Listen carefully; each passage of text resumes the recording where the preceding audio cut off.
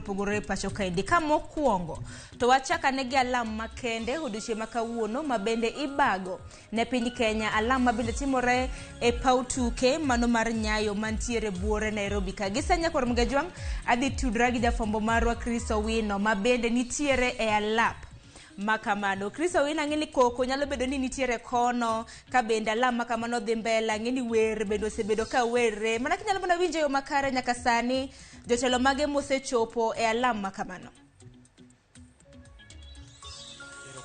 Sharon mana kai sewacho oganda mosemolo kakae kod jokwaya maoke dinde mopogore osepako Ruoth Nyasaye kendo wang'e ni polo mor. Alam makamae en alam moluong kod jatend piny Dr. William Ruto kod piny owacho mar Kenya Kwanza mar lamo ne piny Kenya kaluwore kod midhiero ma piny Kenya kalo e kinde ni to moloyo midhiero mar oro ma okwako counties 24 kuom counties 47 duto ma pacho kae kaluwore kod report mane ochwal kod duol ma kedo kod oro e pacho kae mawacho ni kuom counties 47 duto ma pacho kae counties 24 ni kod midhiero mar oro, jopiny onge chiemo, jamni onge kod pi kaachiel kod chiemo. Maya momiyo jatend piny Dr. William Ruto kuom rieko mare ne oneno ni oluong oket oganda duto jopiny, oganda duto ma jo Kenya kanyakla e alam mar kwayo nema mar Ruoth Nyasaye mondo piny Kenya oyud koth. Kane oloso e alam e kaunti ma Nakuru gi Kodira, Dr. William Ruto ne owacho ni piny owacho mare mar Kenya Kwanza osetimo duto manyalore mar kedo kod idho malo e nengo mar ngima, ka owacho ni piny owacho mare oseketo tenge tons milion 10 mag mbolea mar konyo jopur kaachiel kod kothe mar konyo jopur. Kata kamano magi nyalo doko nono poni piny Kenya okoyudo koth. Kendo mayo wacho ni oluongo jo Kenya duto mondo riwre pacho kae. Jo Kenya madak chope alap ma Nyayo National Stadium ne okwayo gi mondo e ute kuonde ma gintiere gilam ne piny Kenya mondo Nyasaye omi piny Kenya koth, ka wacho ni ma e midhiero mar oro mokwako piny Kenya e midhiero marach mogik kuom thuolo mar higni 40 mokalo, ka wacho ni piny Kenya pok obedo kod oro makamae kuom thuolo mar higni 40 mokalo, kaluwore ni moko kuom counties 42 ma midhiero mar oro kod ngaji lee sani pok oyudo koth kuom higni 2 kod higni 3 mokalo. Bende ne owacho ni piny owacho osetiyo kod omenda maromo bilion 10 e kedo kod oro akoriwre kod migepe mochung' kar kendgi, ka giwacho ni omenda makamae ne onego bed itiyogo e bero weche mag thieth kaachiel kod weche mamoko. Ta kamano kaluwore kod oro mokwako pacho kae ne ochuno piny owacho mondo ogol omenda makamano e migepe moko migepe mag bero weche mag thieth, kendo ochwalo omenda makamano e weche mag oro mar neno ni jopiny oyudo chiemo kata doko ni oro kod okwako pacho kae. Koro nyaka sani jotelo ma oseyuoro chenro ni onego bed chakre kar saa 2:30 nyaka saa 10 ma midhiambo, kaluwore kod chenro ma omiwa en onego bed chakre saa 2:30 ki nyaka saa 10 ma midhiambo. Nyaka sani moko kuom jotelo midewo ma osemolo ya lap tuke ma Nyayo National Stadium ya lam makende ni uting'o min od jatend piny mano Mama Rachel Ruto, min od jalup jatend piny Rigathi Gachagua mano Dorcas Gachagua, uting'o governor ma Nairobi Arthur Johnson Sakaja, kaachiel kod Attorney General ma pacho kae John JB Muturi.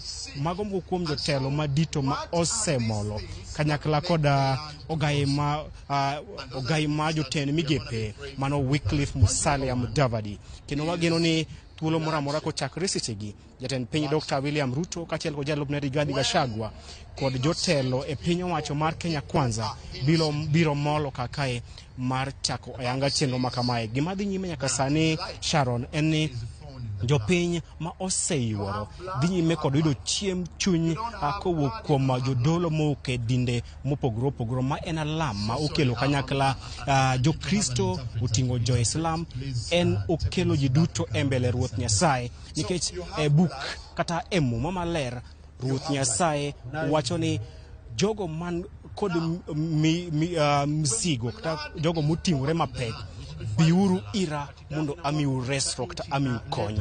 Mae momiyo oganda jo Kenya biro e mbele Ruoth Nyasaye ka gin kod osigo mar oro kod kech, ka gigeno ni Ruoth Nyasaye biro miyo ywakgi mar konyogi kendo miyo piny Kenya koth mondo piny Kenya oyud chiemo maber. Sharon, oro ni gimomiyo wacho ni en oro ma kata special gi dho ngere en ni e higa ni onego nyaka jamni, onego nyaka le mag bungu e kuno rito le mag bungu mapacho kai mag Savu East kod Savu West, le mag bungu otho kalure kod oroni.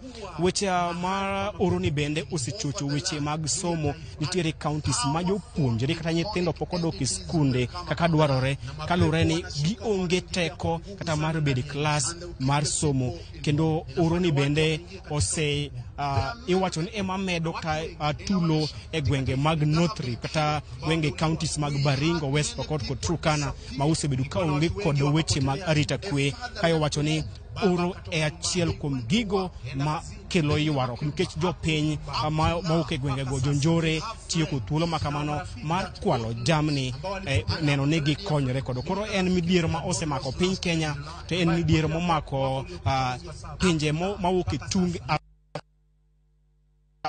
geno mar jatend piny kod jo Kenya duto ni bang' alama kamae Nyasaye biro winjo ywak oganda jo Kenya kendo biro miyo piny Kenya kod mako chopo e kinde ma jo piny biro chopo kinde mar komo, to yud ka koth nitiere, ka piny owacho bende giwacho ni giikore mar siro jopur kuom miyo gi mbolea e nengo moyweyo kaachiel kod kothe ma ni rang'iny mamalo mar neno ni piny Kenya oyaro dero mare e weche mag somo.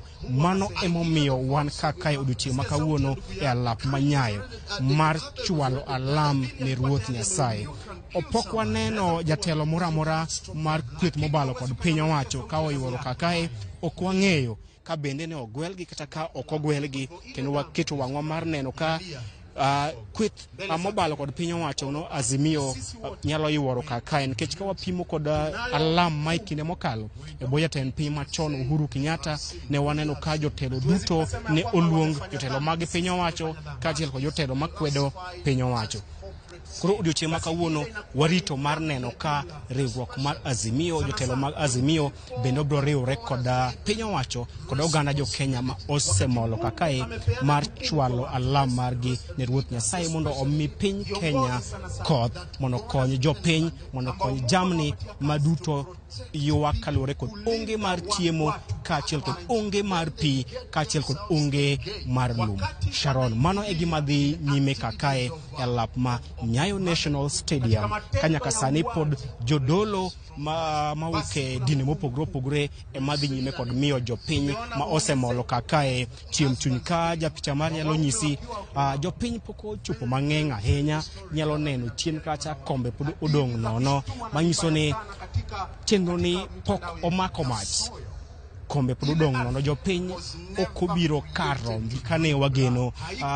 Mabende nyalo timre kalure ni en e kor juma kendo jopiny odhi e chenro mag manyo mar neno ni gikelo chiemo e mesa. Mano seche moko nyalo bedo gimomiyo jopiny ok oyuoro karomgi e alam madhi nyime e karom kata e alap ma Nyayo National Stadium. Sharon. Erokamano ahinya Chris Owino, wawinji e yo makare. Nyakwaro Mgajwang' mano jafwambo marwa Chris Owino, achiel kachiel e alama ma bende timore. Mana ni Chris, bende isewinjo kara mana maling' ni jatend piny William Ruto dhi donjo sadi, nikech nwaneno kanyo ka mikai mokwongo Mama Recho nomundo kanyo. Kalure kod report mane wayudo mokwongo en jatend piny ne onego chop kakae kar saa 3:30. Mano report mane wayudo mokwongo, koro ok wang'eyo ka obiro chopo kar saa 3:30 kata obiro chopo motelo ne mano. Ka Sharon, jatend piny William Ruto en ng'ano mong'ere kuom rito saa umpogore kod jotelo mamoko, kendo wageno ni konego beno chopo ka saa 3:30 kakae to biro chopo e saa makamano. Kata kamano warito maneno ni odhi chopo saa manade, nikech chenro ni yango ni alam ni chakre saa 2 okinyi nyaka saa 10 mamidhiambo. Koro waketo wang'wa mar neno ni obiro rito saudu chieng' ma kawuono kaka osebedo ka orito kinde mokalo kose kawuono to dhi bedo mopogre. Sharon. Erokamano ahinya Chris Owino kuom chiwo ne joneno magwa ler mar wach ma kama Ramogi Tv mano Chris Owino achiel kachiel kowuok e paw tuke ma Nyayo kama bende kiny ma kawuono nitiere e alam makende. Mana ka Chris osewacho alam ma bende dosechakre yanga biro bedo kadhi nyime nyaka rom kanyo sa 10 mamidhiambo. Kopogre gi manya Ramogi Tv wadhi e wach machielo. Odiochieng' ma kawuono jod bura ma pacho kaendi ma bende osebedo gi yweyo kuom thuolo mar dweche madirom 2. Koro odiochieng' ma kawuono chakre odiochieng' ma kawuono gidok ayanga e od buche mopogore opogore. Mano od bura maduong' mar National Assembly e odiochieng' ma kawuono. Od bura mano mar Senate e odiochieng' ma kawuono kanyakla kod moko kuom od buche mago mag County Assembly. Bedo odiochieng' ma kawuono ibiro bed ka iyawo ayanga. Balo bang' thuolo mar yweyo mar dweche madirom 2 chakre dwe mar 12 kanye paro nyasi mar Christmas mano mar New Year mana bende piny ngima hingo godo karamna chakruok mar higani. Koro tinende koro od buche 3 mano mar Senate County Assemblies kanyakla kod mar National Assembly ibiro bed ka iyawo odiochieng' ma kawuono. Ng'eni nitiere mathoth mabende jod bura nego bed ni twake buche mopogore opogore paro mar loko chik bende odiochieng' ma kawuono bende bago gin moko kuom okenge mabende ibiro bed ka itwake ka bende od buche ibiro bedo ka iyawo kor gwenge mopogore opogore. Duto te wabiro bedo kwa bejoni odiochieng' ma kawuono. Kopogre gi mano wadhi e wach machielo. Mineno ka maen mane en Chief Justice ma pacho ka mano David Marago. Odiochieng' ma kawuono igeno chopo mare e county ma Kisii. En kanyakla kod kweth mano team ma bende en jakom mare. Kinyalo paro David Maraga ne owal kod jatend piny William Ruto mar bedo jakom mano mar ng'iyo tije mag obila. Koro en bero tije mag obila. Odiochieng' ma kawuono team kada mana kamiti makama biro bedo e county mano ma Migori mar ng'iyo chal mar obila gidak e yo machal nade. Obila bende yudo kata mana gidak e yo manade bende yudo kamano sara moromo magiduto te gibiro bedo ka ging'iyo mabendo ng'ere kaka welfare mano mar obila. Jafwambo maro e county ma Migori mano George Juma biro bedo karangonwa wach makat kod mano. Kopogre gi mano wadhi nyaka e county ma Siaya. Odiochieng' ma kawuono e county ma Siaya nitiere chenro mar kawo pach jodak e county ma Siaya ahinya kaluwore kod okang' mar keto e tim mano report mano gol kod county ma bende osebedo ka otiyo. Inyalo paro James Orengo ma en gavana ma Siaya bende nochugo aput ma bende notelne kod Edward Ouko. Kinyalo paro Edward Ouko ne en jadon buge machon e pacho ka karamna auditor general. Koro James Orengo nochugo aput kotelnegi kod Edward Ouko mano mar nono tije e county ma Siaya hinya e kinde mag telo mane osekalo. Koro bende dwaseng'e ni mibadhi mopogore opogore bende nantiere county ma Siaya. Koro odiochieng' ma kawuono mane chenro bende dhi nyime county ma Siaya ka bende ibiro bed ka ichoko pach oganda e county ma Siaya mano kaluwore kod report ma bende nogol mano mar keto e tim tije mopogore opogore e county ma Siaya. Kopogore gi mano nyaka Ramogi Tv bende wang'e weche ma bende osebedo ka timre ahinya e hoho mar okak mano ma pacho kaende gwenge mag Rift Valley. Wang'eyo midhiero mopogore opogore mano mar nok mar arita kwe ma bende osebedo ka dhi nyime. Gisani jatend piny William Ruto bende gisani koro ochiwo siem mano mar ndalo 3. Ochiwo siem ne jonjore mantiere kod magina ka gintiere gi bunde mar mondo mi gikaw bunde makamagi giduok e lwet piny owacho. Okang' makamano chiwo godo ndalo 3 ne ng'ata jomaundu jokwe mag Germany ma bende nitiere kod bunde gi magina e hoho mar okak mago gwenge mag Rift Valley mar mondo mi okaw bunde gi magina makamago mar mondo mi oduok ne piny owacho mapacho ka chenro mabende chakre odiochieng' ma kawuono kinde thuolo mar ndalo 3 mabiro. Okang' makamendi biro ka bende jatend piny William Ruto bende nochiko obila mano bado obila mar KDF kanyakla kod mano mar National Police Service mar mondo mi oriwre gi jowetegi mar nyayo arita kwe mar neno ni chenro mar arita kwe oduogo e wang'e mano e gwenge mag Rift Valley. Okang' makamano biro bedo kwa luoni odiochieng' ma kawuono. Kopogre gi mano wadonje chal mar somo. Odiochieng' ma kawuono kamiti mano mochung' ne weche mag somo ahinya kamiti mar od bura maduong' ma pacho kendi matayo weche mag somo okiny ma kawuono dhi bedo gi romo mano gi jata chenro maduong' mano mar duol mochung' ne ndiko jopuonje e pacho kendi Nancy Macharia kanyakla kod jakom mar duol mar TSC mano Dr. Jamlek Muturi kanyakla kod commissioners mamoko mabende nitiere e duol mochung' ne ndiko jopuonje tich e pacho kendi kabende moko kuom okenge mabende gibiro bedo ka gilose en chal mar ndiko jopuonje e pacho ka idho jopuonje ngasa tamna kioro promotion chenro mar daro jopuonje kowuok e county achiel kadhi e county mamoro mano mongere gi dongere kaka delocalization machielo mabende gibiro bedo ka gitwake en kaluore kod okumba mar thieth mabende ojachiw ne jopuonje duto te manane bende chakre saa 3 okinyi makawuono gini chenro bende wabiro bedo kwa luoni machiegni odiochieng' makawuono kopogore gi mano dhi e county ma Mombasa kama bende odiochieng' makawuono duol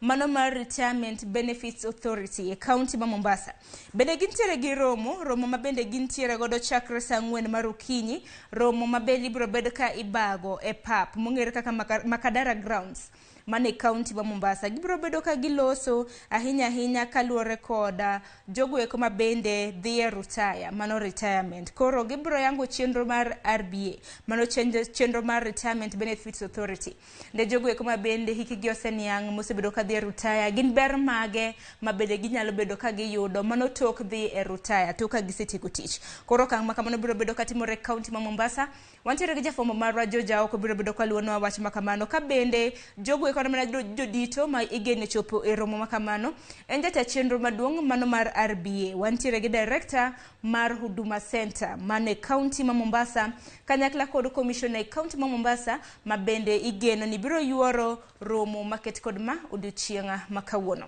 kopogore gi mana tiri nyaka e county ma Homa Bay e kinde mabende oro pod medo kwako kor gwenge mopogore pacho kaindi county ma Homa Bay bende midhiero makamano mako ka bende nyaka sani Ali Abich odiochieng' makawuono biro bedo ka ng'ionwa wach oro madhi nyime mabende omiyo yewni mago yawo mopogore mantiere county ma Homa Bay kanyakla mabende jopiny osebedo ka ome pi kanyakla kod kuonde mabende jamgi magi osebedo ka chiemi osebedo ka modhe gisani pige makamago oduona ahinya e kar chung' od bura ma Karachuonyo koro odiochieng' makawuono nok mar pi mabende nitiere gwenge mag Homa Bay Ali Abich biro bedo karanganwa ni osechopo e okang' machalo nade parni oro omako gwenge mopogore pacho kaini mabende jolony mago mochung' ne ng'iyo chal mar kor lwasi wacho nen kaluore gi patterns mag koth mabende nokosebedo ka dhi nyime e yo makare chakre higa mokalo koro odiochieng' makawuono mane chal mar wach mabende ibiro bed ka ing'ionwa e county mano ma Homa Bay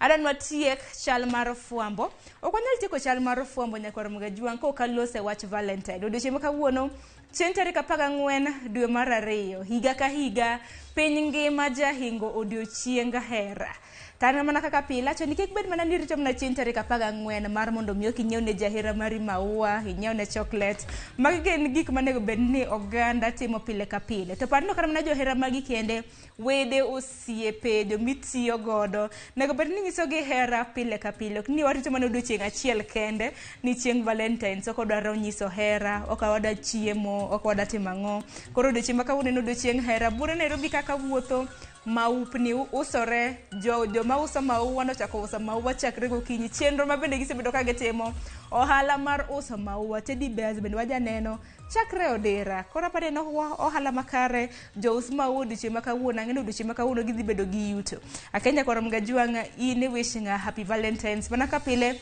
yornwa ote lai magwa mogote machoka rede ka uchiel nono mbui mar Facebook bende dwaro Ramogi TV achiel kachiel kokmano gikanyo bende makelo wa giko mar chal mar fuambo okinyi makawuono mabiro en twak e chenro mar mbaka oromo twak mabende dhi bag kod nyawadwa Cleophas Oluoch kik dhi mabor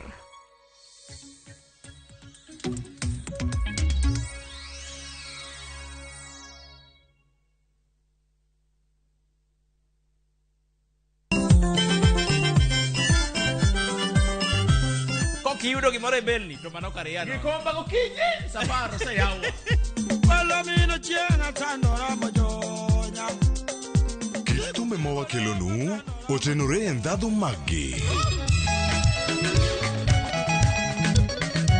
kae kama chokruok nitie Orchestra Super Hakiaki. Hidola Kabari. Wabiro. Chakre Urutu, Nyaka Wangla, Nyaka Benga, Budho Mara Tiporiti, Michael Onigi DJ Kolo Call Instrumental, Kod Ninja The Entertainer, Ramogi Night, Teacher Beach ka Teacher Beach, Sangwen Otieno.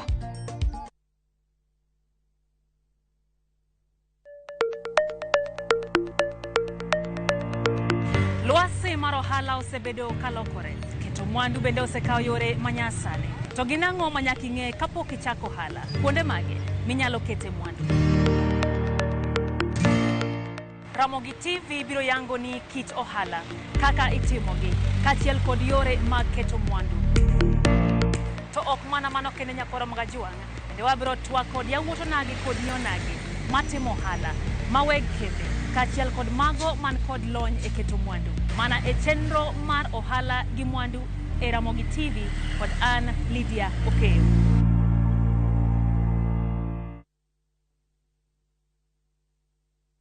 Weche manyien muoch pile ka pile, kumora mora kendo samora mora. Anyalo rito mondo anene kata asome, kata anyalo bedo e kind joma kele. Gi simba mar smartphone, Citizen Digital en reporter mar jopiny. Seche mantie wach motuch maparo ni nyalo moro oganda.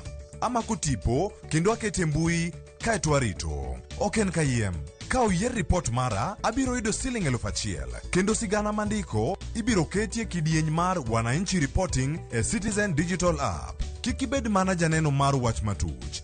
Bede kin joma kuongo lande. Download the Citizen Digital App mondo iketi sigana mindiko e Wananchi Reporting kawuono. Citizen Digital App. En namba achiel e keyo weche manyien.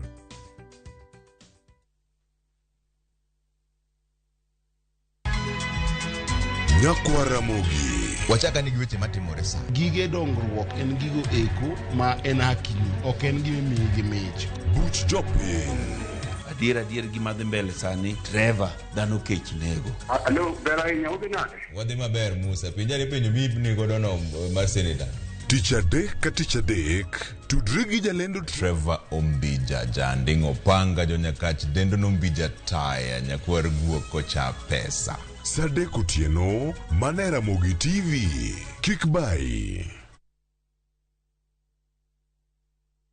Anto koro ochopo seche ma koro nyaka ang'u thega gi mamani. Ochopo seche ma sirikal nyaka konya koro. Dang keta gi sekoma, kendo kinyo keta gi mitu. Orucha keta gi dek. Ni chieng' motero gi mamit to tero mono rengi. An mbura, uketa ni an mbura. Dial *811 *446# to get Mbura.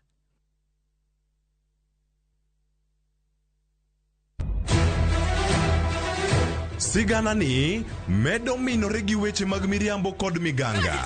Gimora mora ne en mar miriambo. Mano barua mar miriambo. Gimana pando okibiyudo. Weche era medo bedo matek kendo mapek. In kendi midwaro dhurufka, to in ok biyude. Dhabki. Aheri gi chunya te. Kata kamano, joma oherore ok nyal pando heragino. Adiera ni mana machiegni. Abro riembi e od Mikenda. Abiro kai mondo achul kuoro. In ni wuondre wuonda kae to koro sani in idwa riembo. Ewi magi duto, nyaka joot achiel chung kanyakla. Nyithinda bo bedo kamoro achiel kendo. Tapki, wuok tich nyaka ngeso, saa 2:15 mana Ramogi TV. Kik bai.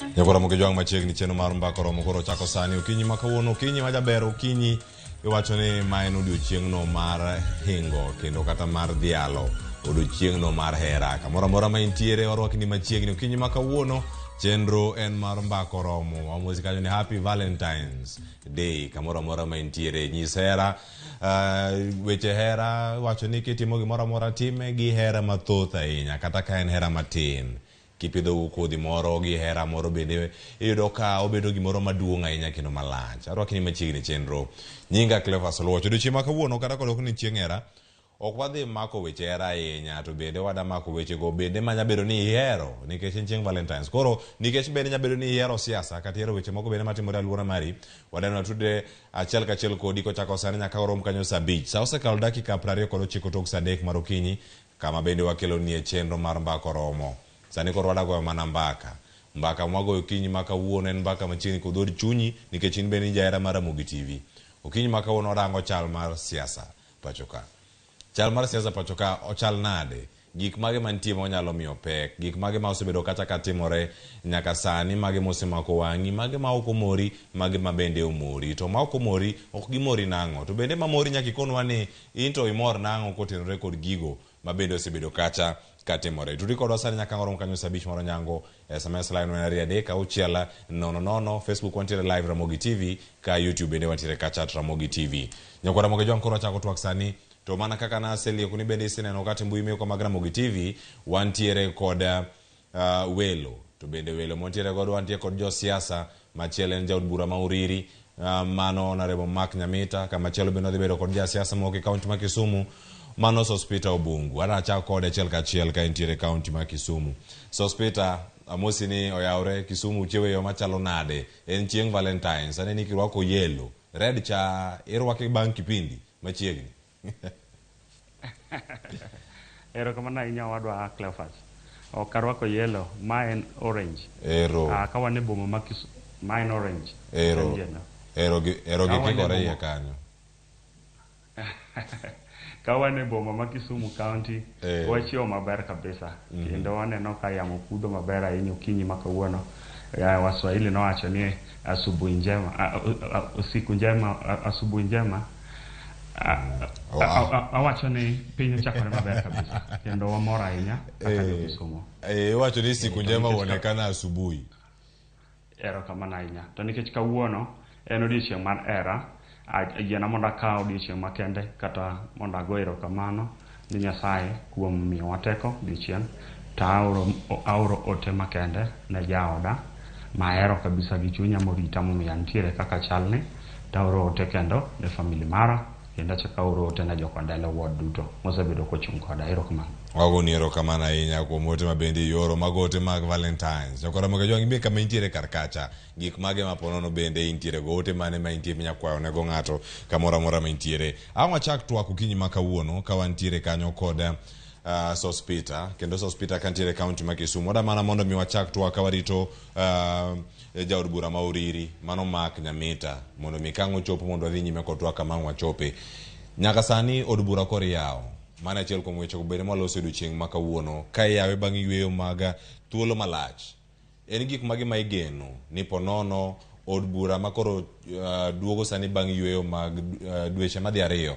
Nyalo bedo ni gik mage magirange mapek ahinya ka gidok e tiji koro yeye ka gintiere od bura kacha.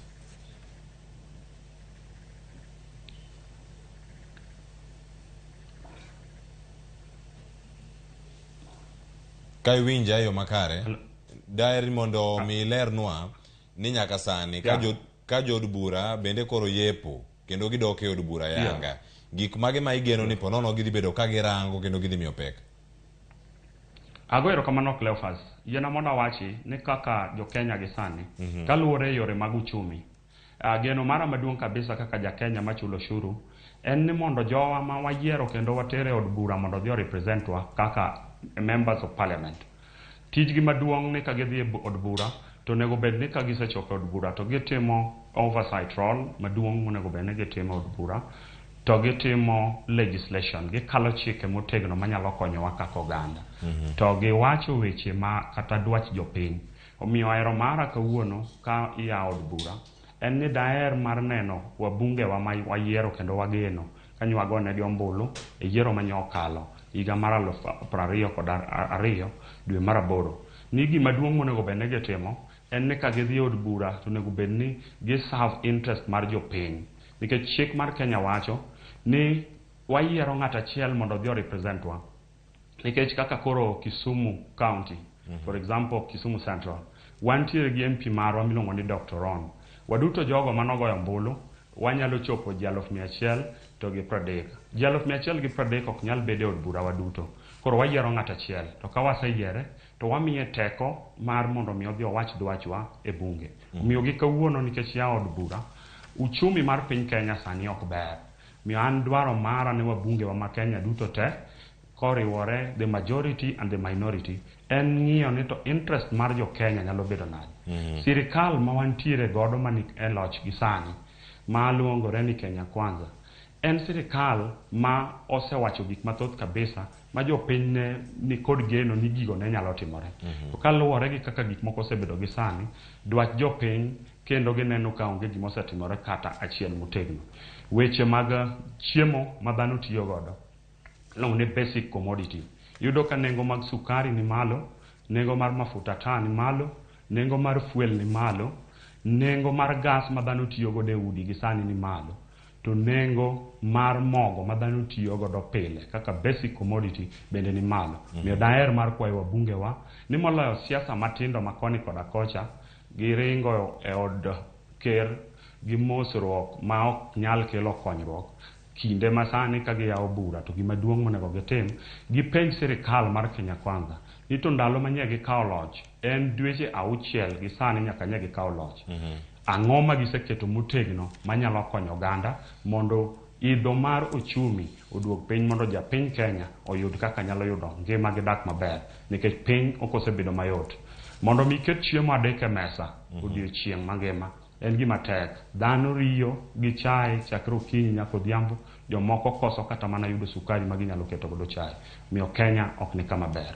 Mane kwayo manyalo kwayo wabunge wa ka giyawo bunge kawuono ni giket interest mokwongo mar jo Kenya, ok their own interest mar dhi mosruok e State House. E tielo mokwongo mano wachni kane koka oseyier jod bura kendo gidhi e od bura, gigo mane gitwake, gigo mane gibedo kaka jod bura bende ne otimo tijegi, mano kane pok gidhi e yweyo no mar sikuku mar Christmas kod mano bende mar higa manyien, gigo duto mane gitimo kacha bende iparo nitie thuolo mag dhi mbele kodgi, koso gidhi yudo ng'ukni moro amora kaluwore gi chung' margi e yor siasa?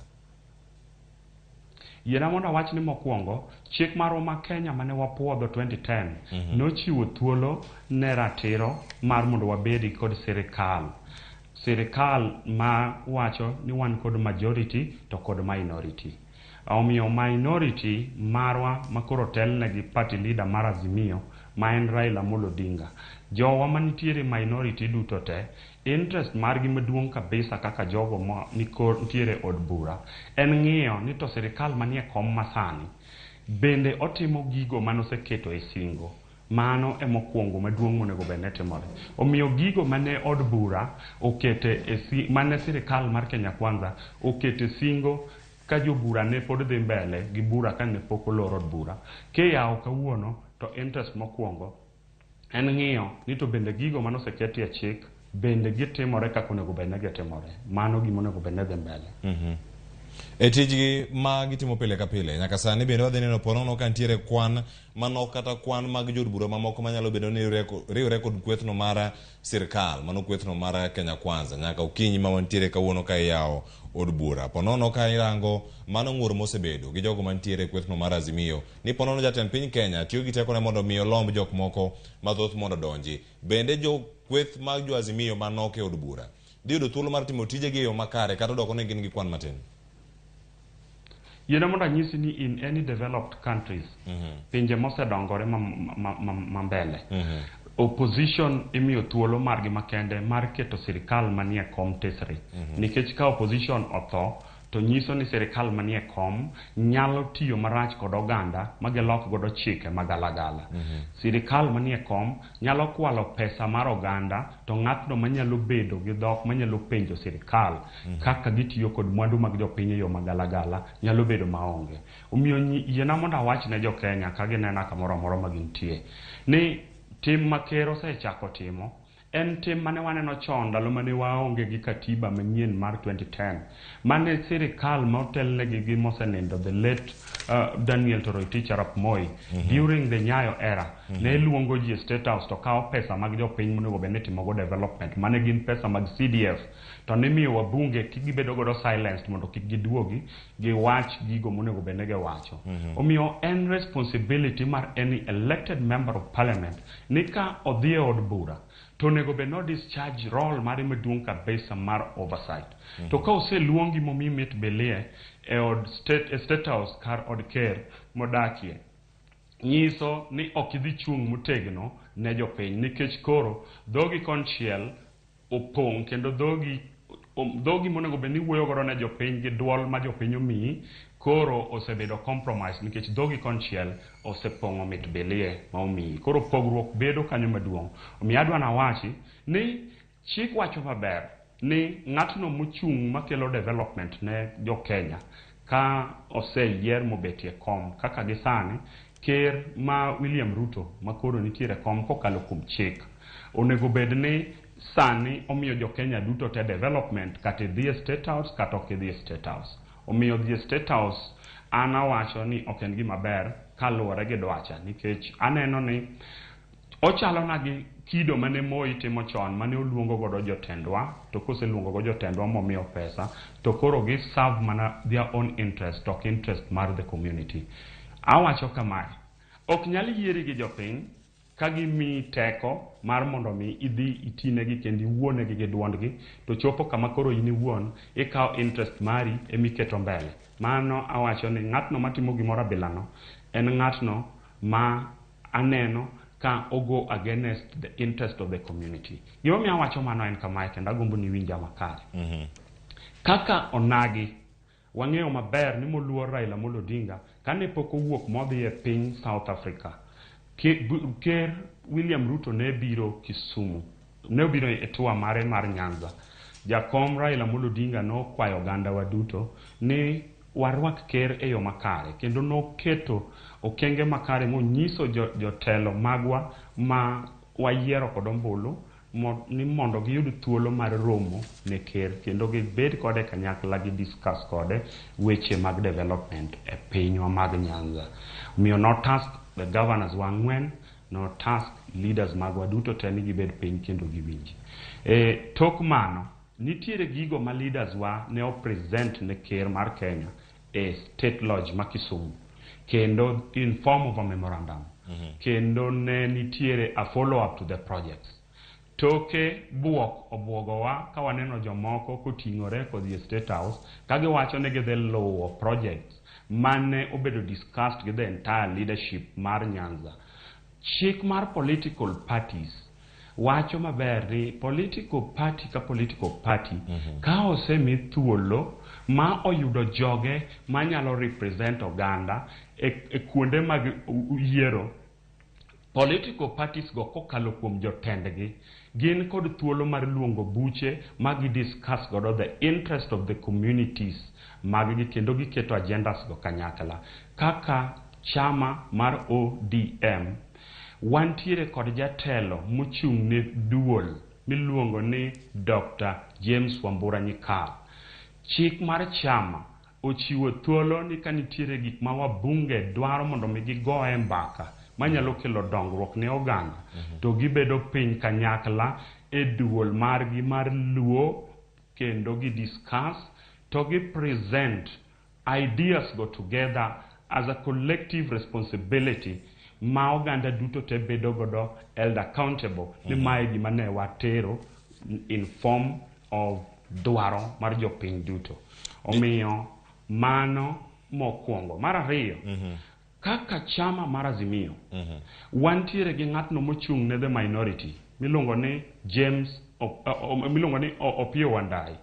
Honorable Opiyo Wandayi ema koro nigi teko ma kosekalo kuom puodhruok ma jo chama mag Azimio opuodho godo wach to en gi teko mar the present ideas in the floor of the house.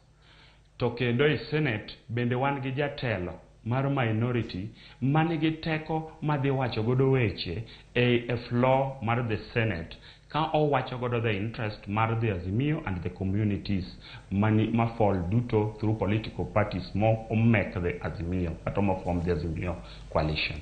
Omiyo ana awacho kaka japiny magoyo mbulu, awacho kaka jaera mar party mar ODM, tawacho kaka jaera mar Raila Amolo Odinga ni kaka oganda mor okotimorenwa kendo kwanekwa mor kaluwore gi gigo ma wabunge wa otimo mar dhi against dwaro mar party leader mar ODM.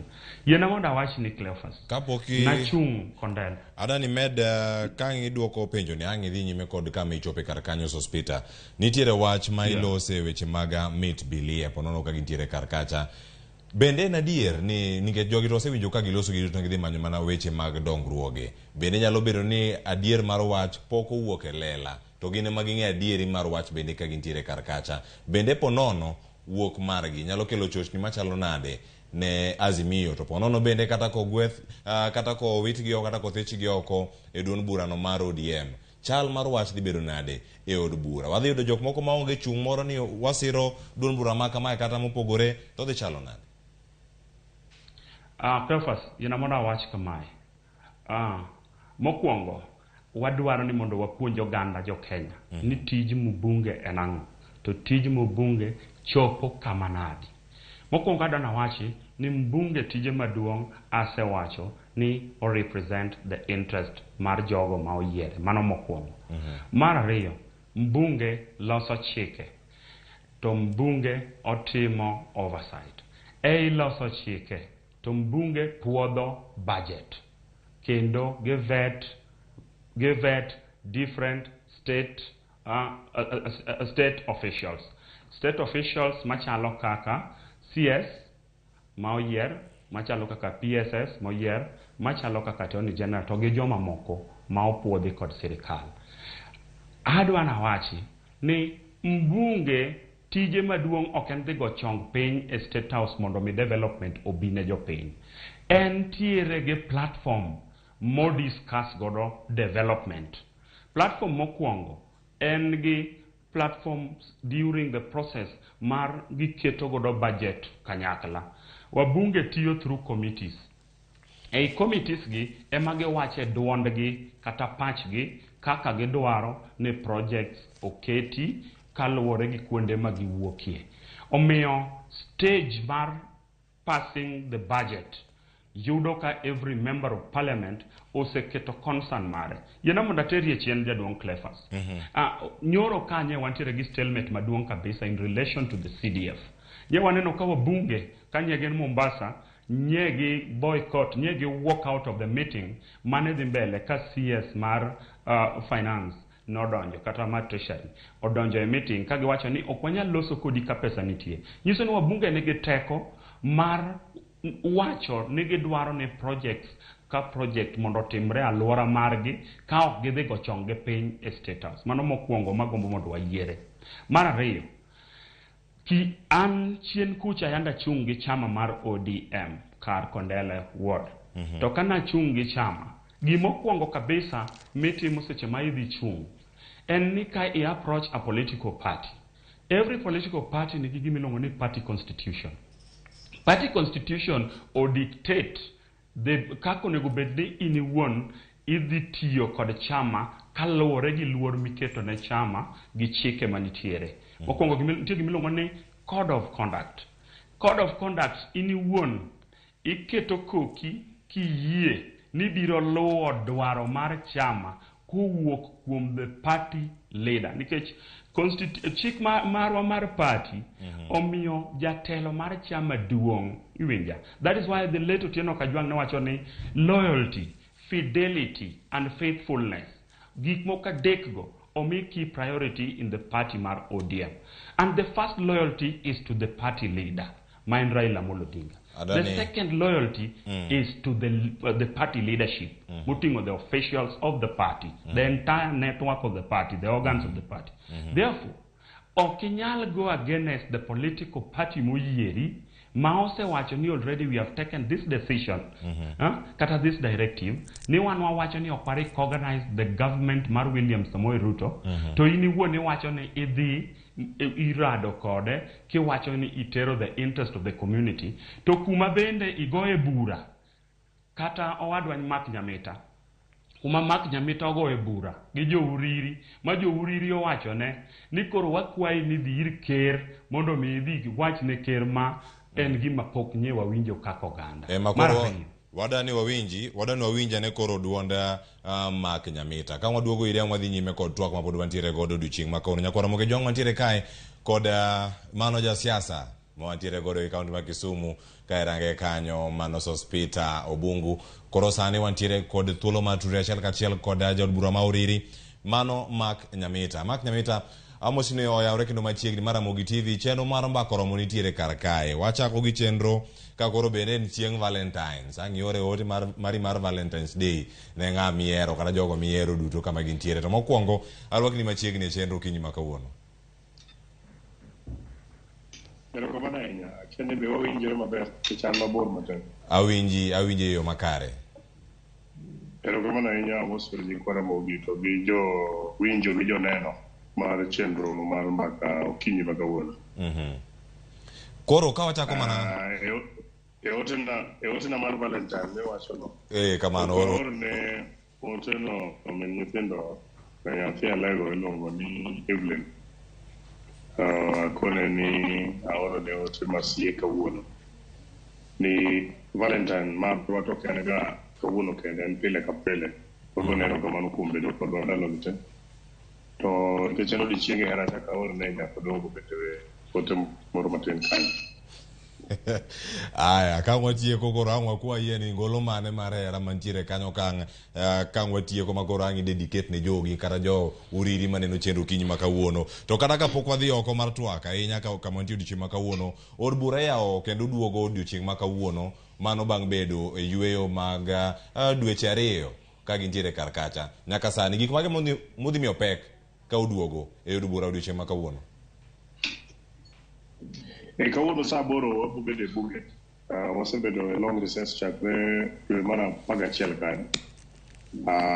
Koro kawuono wadok lakini be ne tich osechakore nyoro nikech committees nosechakore oromo nyoro ka wang'iyo gigo mag supplementary budget. Koro supplementary budget committees dhi timo jumane. Saa 8 wange bunge di apane juma manyien wabro kelo supplementary budget on the floor of the house. Koro kosekale koro serikal dhi nyime gi chenro mamage. Kawuono saa 8 wadhi kalo gi miluongo ni House Business Committee. Session ka session House Business Committee nyaka keti. Koro paro ni agenda maduong' ahinya ma kawuono en di House Business Committee. Kech gine gi help manage agenda mar bunge e sama koro wantiere ni.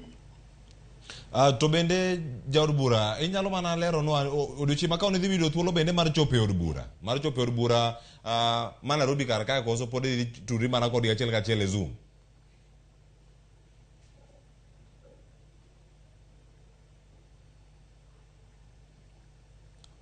Chal ka gima simu moro donjo, to ka simu donjo bende Nyakwara Ramogi jwang' iyudo thuolo iwacho gini bende nyalo hang'. Ang'o konwa ni otudore kodwa achiel kachiel ka ntiere gwenge mae kata mano bende wasewinjo gino mantiere kar kacha ahinya ma oganda bende dwa winjo gino ma koro wadarango sani ne antiere kanyo kod jasiasa mano mantiere kaunti ma Kisumu Sospita Obungu. Nitie gik mathoth ahinya ma bende wadani walose odiochieng' ma kawuono ka warango ahinya gigo ma jod bura dhigo nyime ahinya ka irango kaka chenro mag od bura mopogore opogore dhi bedo kacha ka irango bero ngima oganda. Achiel kuom gigo mane in bende iwacho Sospita ka intiere kaunti ma Kisumu. Wawinji bende kowacho kanyo ni odiochieng' ma kawuono wach maduong' ahinya midhi rangi nitiere mano policy statement, mano budget policy statement monego bed ni pedho e od bura ka ok olewo ne odiochieng' ma kiny. Ponono dhi bedo twak odiochieng' ma kawuono.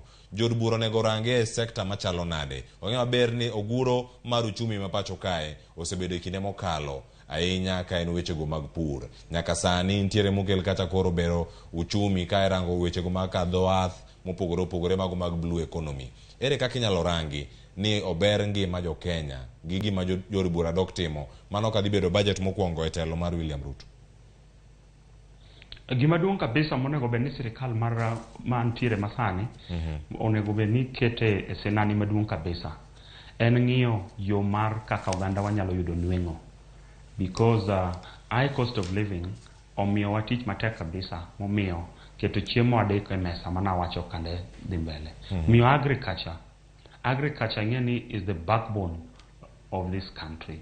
Therefore, food security en gima onego bed ni miyo nafas makare.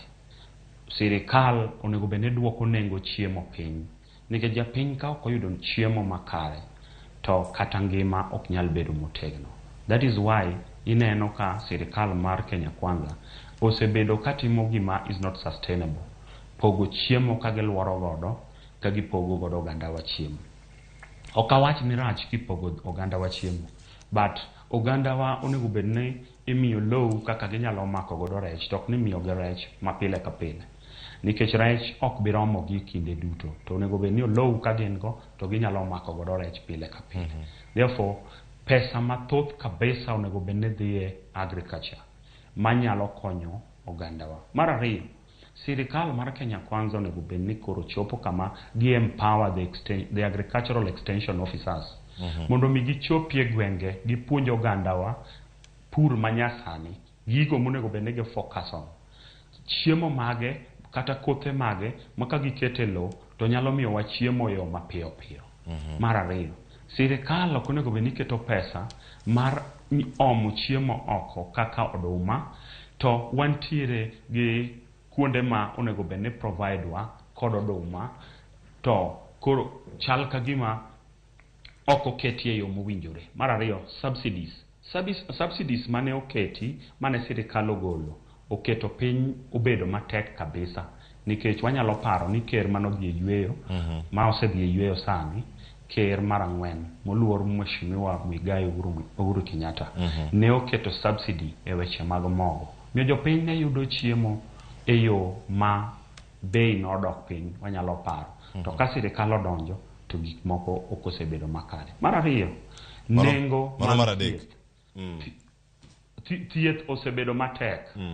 Thieth osebedo matek maka ina ja Kenya, makata yuto mari ni piny, in ja Kenya ma ok ondiki, tiyudo ka mondo mi access facilities mawa bedo matek kabisa. NHIF bende chulo tek ka in ja Kenya ma onge kod pesa kata nweng'o mari ni piny. Omiyo magi gin gik ma sirikal onego bed ni kete sinani motegno. Universal health cover mane moluor manosedhi e yweyo Uhuru Muigai Kenyatta no launch. Gini en gima sirikal onego bed ni dhigo mbele mondo jowa duto e piny Kenya oyud kaka nyalo chopo e weche mag thieth kata ute mag thieth. Utewa mag thieth onego bed ni bero e yo makare, kaka tuoche mag kansa. Iyudo ka pod kansa kogore kuomi to enena death sentence, kendo ng'ama nigi kansa kowinjo noyudo kansa to oseng'e mana long'o ni en odhi tho kaluwore gi yore mar nweng'o. Akwayo sirikal gi kotelo kuom jowa ma wayiero ni magi gik monego bed ni wa discuss maduong'. To kachaka dok en gimiluongo ni youth empowerment. Koro ka waduogo mondo mi warang kaka itego chenro mopogore opogore mag jod bura. Odong gi thuolo mar dakika adek to wadhi e yweyo, wadani mondo mi waduoke twak ikona kanyo ni koro jaod bura mano ma Uriri Mark Nyamita bende koro oseduogo, wanyalo yude achiel kachiel sani. Waduogo iri Sospita Obungu, to kapok wakawo yweyo sani we wawinja ne gino ma Mark Nyamita nyalo wacho kotenore kod gigo pek ma ponono gidhi kaloe, ponono ma oseneno ni mbele ka dhi chalo nade e od bura. Koro ka wanyalo tudre koda Mark Nyamita achiel kachiel ni nyaka sani ka irango od bura ma bende sani kwethno mara Kenya Kwanza nyalo bedo ni nigi kwan mathoth ahinya ka gintiere kacha e od bura. Mano kwethno mar Kenya Kwanza, un kaka jo Azimio kata kaka jo ODM unene ni odhi chalo nade gi kwan manok mantiere e od bura? Erokamano ahinya, paro ni koro wawinjore maber. Mokwongo en ni agenda ma wadhi bedo godo sama wadok ni ase koni ni wadhi chako first supplementary budget. Maluwe bang'o machiegni kanyo wadhi bedo gi gimiluongo ni budget policy statement. Budget policy statement no define ni idara ka idara pesa di magin godo maginyalo biro tiyo godo e budget. Koro wach ni ka Ministry of Agriculture, sirikal wacho ni ka wang'iyo chal mar economy wabro miyo bilion 40. Koro kose kal ceilings, ikalo ceilings, budget policy statement bro kalo ceilings. Tiwacho ni agriculture wamiyo bilion 40. Koro dhi mondo ubed piny mondo uchan ni bilion 40 ni uda kete programs mag jo education wamiyo pesa marom kama. Koro mano ero sama bobiro kanye ma budget chakore godo. Omiyo sama wadhi bedo kanyo wadhi ng'iyani to ere gigo manyalo konyo oganda anyanya seche modhi. To e penjo ni kiwacho ni kidwa gi jo Kenya Kwanza, jo minority gi majority.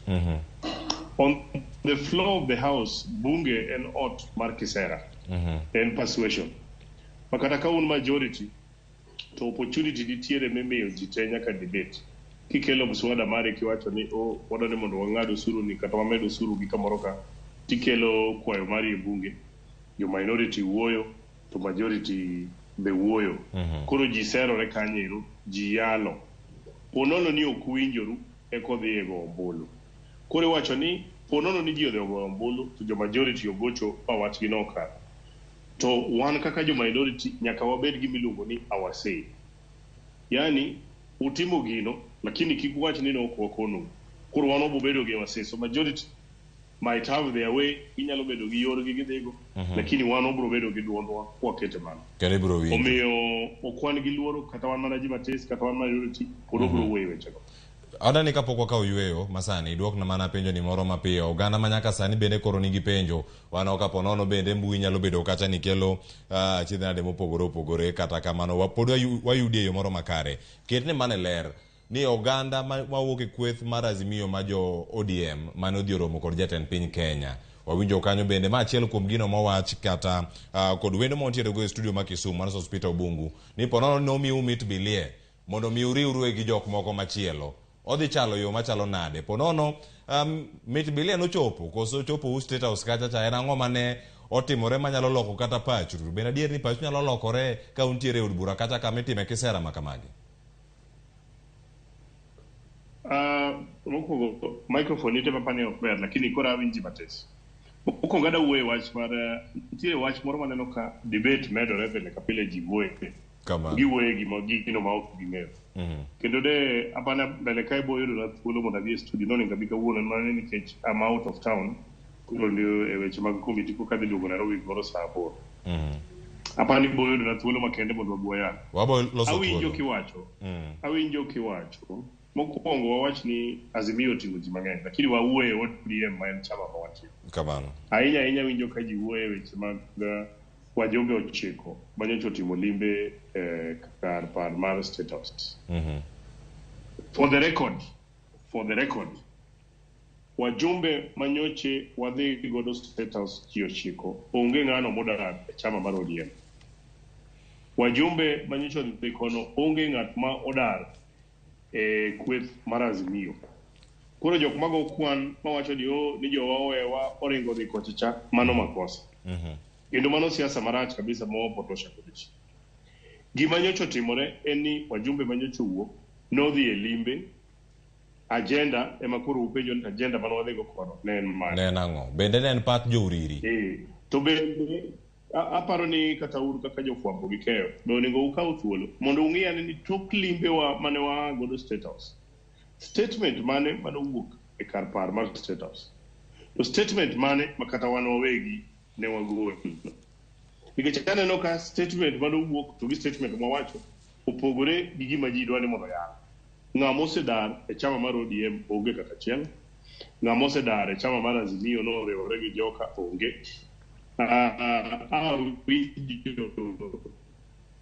Samane adonjo kusiepna wacho ni kopo ni ji romo nyaka puonjgi gi chama kata kweth marwa.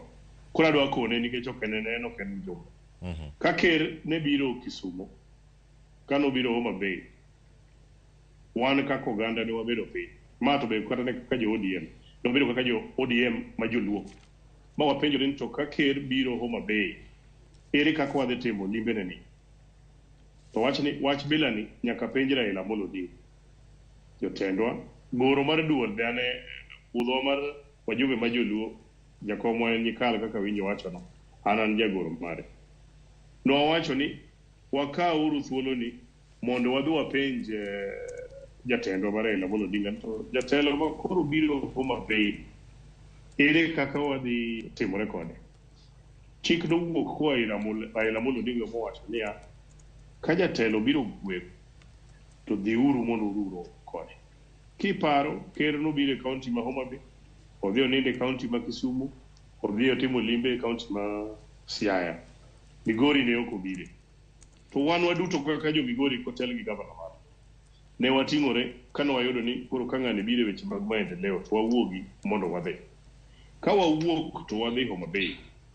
Ka wan Homa Bay to wanyiso gavana kwaya ne kupono nyamiyo wa thuolo sama ji reyo gige ma gidwaro wan bende mondo ware mondo kik chieng' moro wach nang'o ni no ukwaya to ni nabiro to une mano utamoru kikati. Wandiko memorandum no be letterhead mar governor mamalo ma wadhi mwabedo gi ker Kisumu e State House.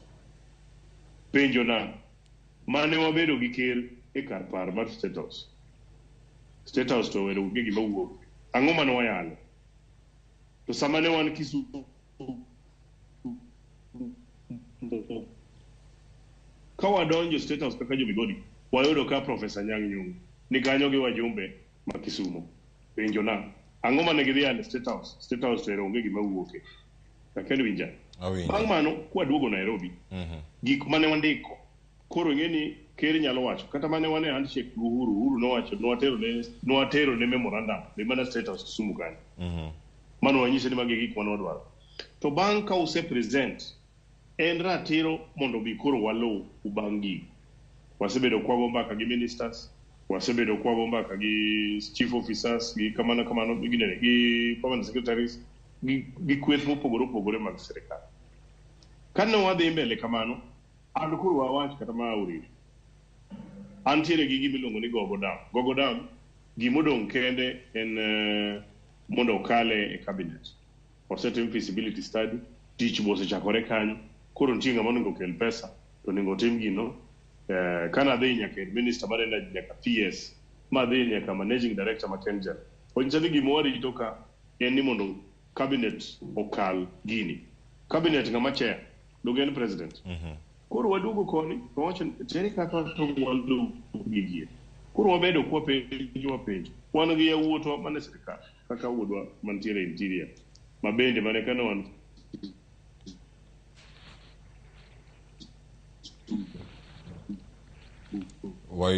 wayudo ng'ikruok mantiere kar kanyo kotenore kod tudruok marwa kod jad bura Mauriri. Ka wayudi wakaw yweyo masani mondo mi ka waduogo wadhi nyime kod twak mana kama ichope kar kanyo. Ka waduogo wamake mana gi kanyo mondo ikonwa ka jatend piny Kenya koro osewacho kacha ni nitiere okenge mopogore monego rangi ne oganda jo Kenya yudo tije mag loso tije ne oganda jo Kenya. Achiel kuom gigo mamoko maponono budget ma higa ni mano budget ne mokwongo kaka jatend piny Kenya odhi bedo go kete maino kete mana kanya kwa Ramogi Jwang ote mi medoronwa e Facebook mara Ramogi TV wamedo mana somo gi bang' ywe mwaka osani chenro mar mbako romo welo gin ariyo jod bura Mauriri mano mheshimiwa Mark Nyamita kachiel kodaka wendo man Kisumu jasiasa Sospita Obungu. Kikiti mabor nyinga Cleophas Oloch chenro en mar mbako romo.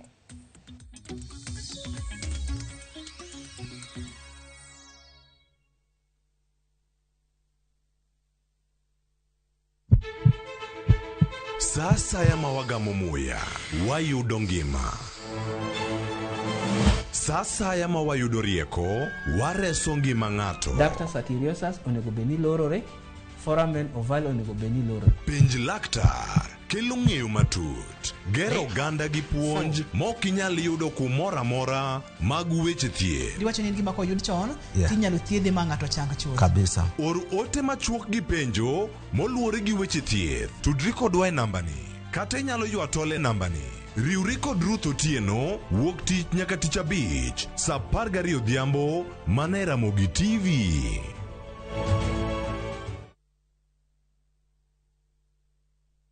Raundi ya tindi kotika rabotaka imenyasai maiga. Hosori enyira naende embauke gima. Wa? Biore. Nasai mbiana chorete. Haki nombogo boli mbai wana ina boli ga. Hozima da gadinya tich. Kero masachi hotel yeye.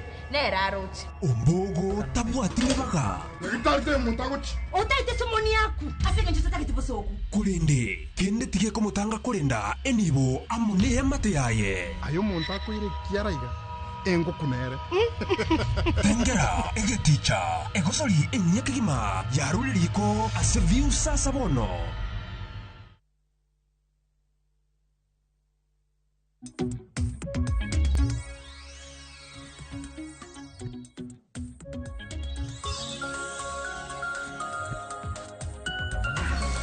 Nyakora moge jong machiegni waseka yweyo wakendo wantiere karaka wageno nin bende ikaw yweyo kama nintiere karakacha koroda ni mondo watudre kod welo amantiere gokinyi makawuono kata kamano nitiere ote mawuok e Facebook kata bende gi SMS wa maina riede ka uchelono ikonwa ni yudo wa yo machalo nade. Lawrence Osewe wacho ni josiasa onge adiera gichalo jolemo mag miriambo. Jalango Tieno neno wa live kowuok Wichlum Beach. Erokamano ahinya. Ken Onuonga wacho ni an kodu achiel kachiel e cheno mar Rupeny. Lea Nyango an kodu bende Rupeny ote mar ntiere kar kanyo. Kama chielo bende Nyakwara Mogi Jwang mamedo mana rango kendo ote momedo mana oronwa kar kae. Ka wagoyo kod mbaka to wabedo kod ng'eyo ni kaka oganda ere kaka wadongore gi mbaka ma wagoyo kodi sani. Githoth kendo gintiere kar ka mana kwa dok nyime kendo warango chal mar siasa gi giduto mosebedo kacha katimore sani warang mano mantie kanyo Jojo Dango. Wacho ni ayiego Mr. Obungu Owich wacho ni ng'ama pache ler ma Joji Sindula wawinjo twak maler ka wan Korumba Furnitures manyata sije. Erokamano ya Jojo Dago te mario chopo Freddy Wuod Nyakarungu wacho ni Cleophas Mostana Rebo Mark Nyamita ana yie kode jothurwa owenyiego wan kidhie State House nyalo kelonwa konyruok then let be it. Ero wache kanyo obedi kanyo ka oganda ntiere kar kanyo medoro ote magi ka ikonwa ni yudo wa yo machalo nade. E Facebook aja chawote pod ntiere kar kanyo wayudo mar Sara Senga Nyakwaro Dongo mar wang neno West Kanyamkago wacho ni Nyamita tiyo maber wacho ni amor kode anto podan mana nyara Azimio la Umoja. Erokamano. Govedio Rodi wacho ni ogola Nyamita aluo twak achiel kachiel. Liz Nyakabonyo awinjo twakano Yugis. Medukono wako tinore kod twak bende montiere kod duchi makawuono ni gin mage. Ote meki biro kendo wamedo somo gi ka achiel kachiel. Ka wantiere ka kod weche mathoth monego bende warango kachiel koda ka gigo mopogore opogore. Ka warango chal mar siasa podi. Gino mane Mark Nyamita olose kapok odhi yweyo wadano wadhi nyime kod Sospita Obungu Owich ka intiere kaunti ma Kisumu. Kono mana sani tiyo kanyakla mar jod bura kod telo maduong' mano mara motelne kod William Samoei Ruto kaka jatend piny Kenya kachiel koda ka governors tiyo kode. Pogruok ma kamae bende waneno nyoro ne Raila Odinga otwa kod Ramogi TV kendo gino mane olero en ni governors to ne oyienegi mondo mi oti gi sirkal. Mano ka jatend piny Kenya William Ruto oluongo gavana mora mora mondo ti kodgi. Pek biro kanye ka jod bura bende koro dhi kama kamacha mondo mi gidhi giyud konyruok kata dongruok ma opogore opogore. En ang'o matimore? Inyalo nene yo machalo nade? Kata ng'awinj penyono bende ang'o mabayo ne Mark Nyamita? Cleophas yena mondo agoni erokamano kendo agone Mark Nyamita erokamano kuom wacho pache. Mak mana ni kapok aduoko penjo miwachono yena mondo apar ne owadwa Mark Nyamita ni nitiere kama ok oketo maler kendo wuoyo ka chalo ka gima nitie cards moko mopande bo mesa. Mark Nyamita owacho malong'o ni bura mora mora ma chalo gi bura magalamoro mane otimore State Lodge en bura mane gi goye mbaka kanyakla kaka duol mar oganda mar ODM e piny Luo ma otelne gi James Wambura Nyikal ma en MP Maseme. To wacho ni en kaka jagoro. Wacho ni en jagoro mar duol. Yena mondo penjo wadwa Mark Nyamita. Nito kaka jagoro mar duol bede no seek approval from the chairman. Nikech chairman en ng'ama ni malo. Be no seek approval from the chairman seche mano tingo delegation ka odhi go e State House kata ka seche mano dhi e State House ka odhi timo follow up mar the projects. Nikech owacho kendo makare emomiyo afil ni kad opande bo mesa.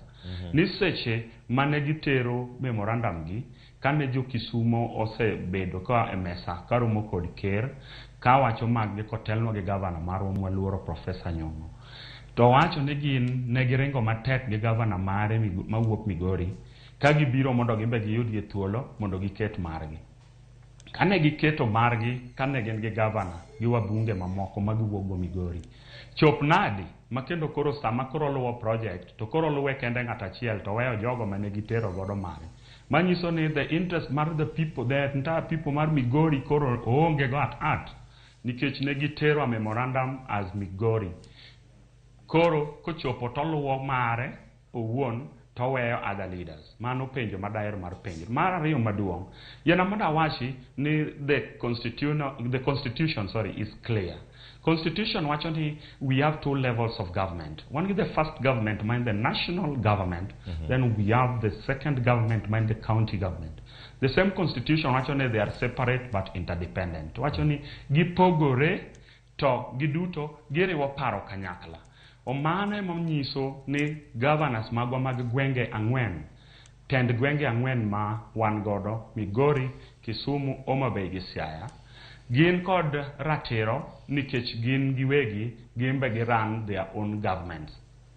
Adwa ni mondo apuonjo nagi, emomiyo akete makare, ni roles mag the governors opogore gi roles mag members of parliament. Governors ni gin kaka the executive, gichal kod president mabende is the head of the executive. In the executive, one tiere gi the head of the executive, kata the CEO mar the county, man the governor. Then in the counties, one tiere gi the other arm mar the government, milongo ni the assembly. The assembly, kata the legislature, ma otelne gi speaker, gi the members of the county assembly, ma tijgi gin adek ma wang'eyo mapile, kaka representation, legislation, gi oversight. Kawa the national government, we also have three arms of government. One is the first arm of government, ma and the executive. The second and judiciary, then the legislature. Tijgi obedo stipulated in the law. Constitution oyango. Tije magitiyo giduto. Executive onge kama onego bedni executive dhie kitanda kod the overseer mare maen the legislature.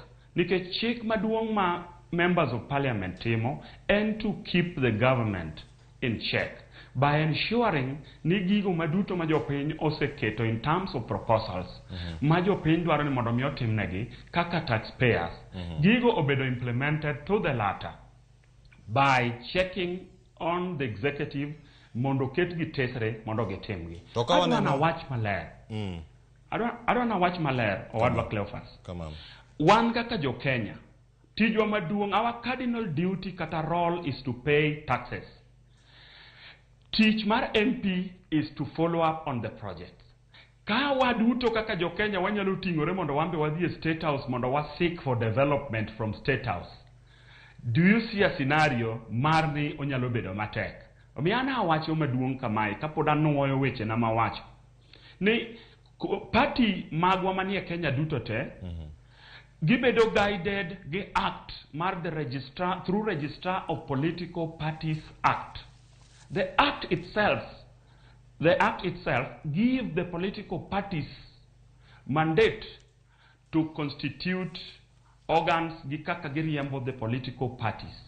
That is why ODM as a political party nigi teko kokalo through different articles.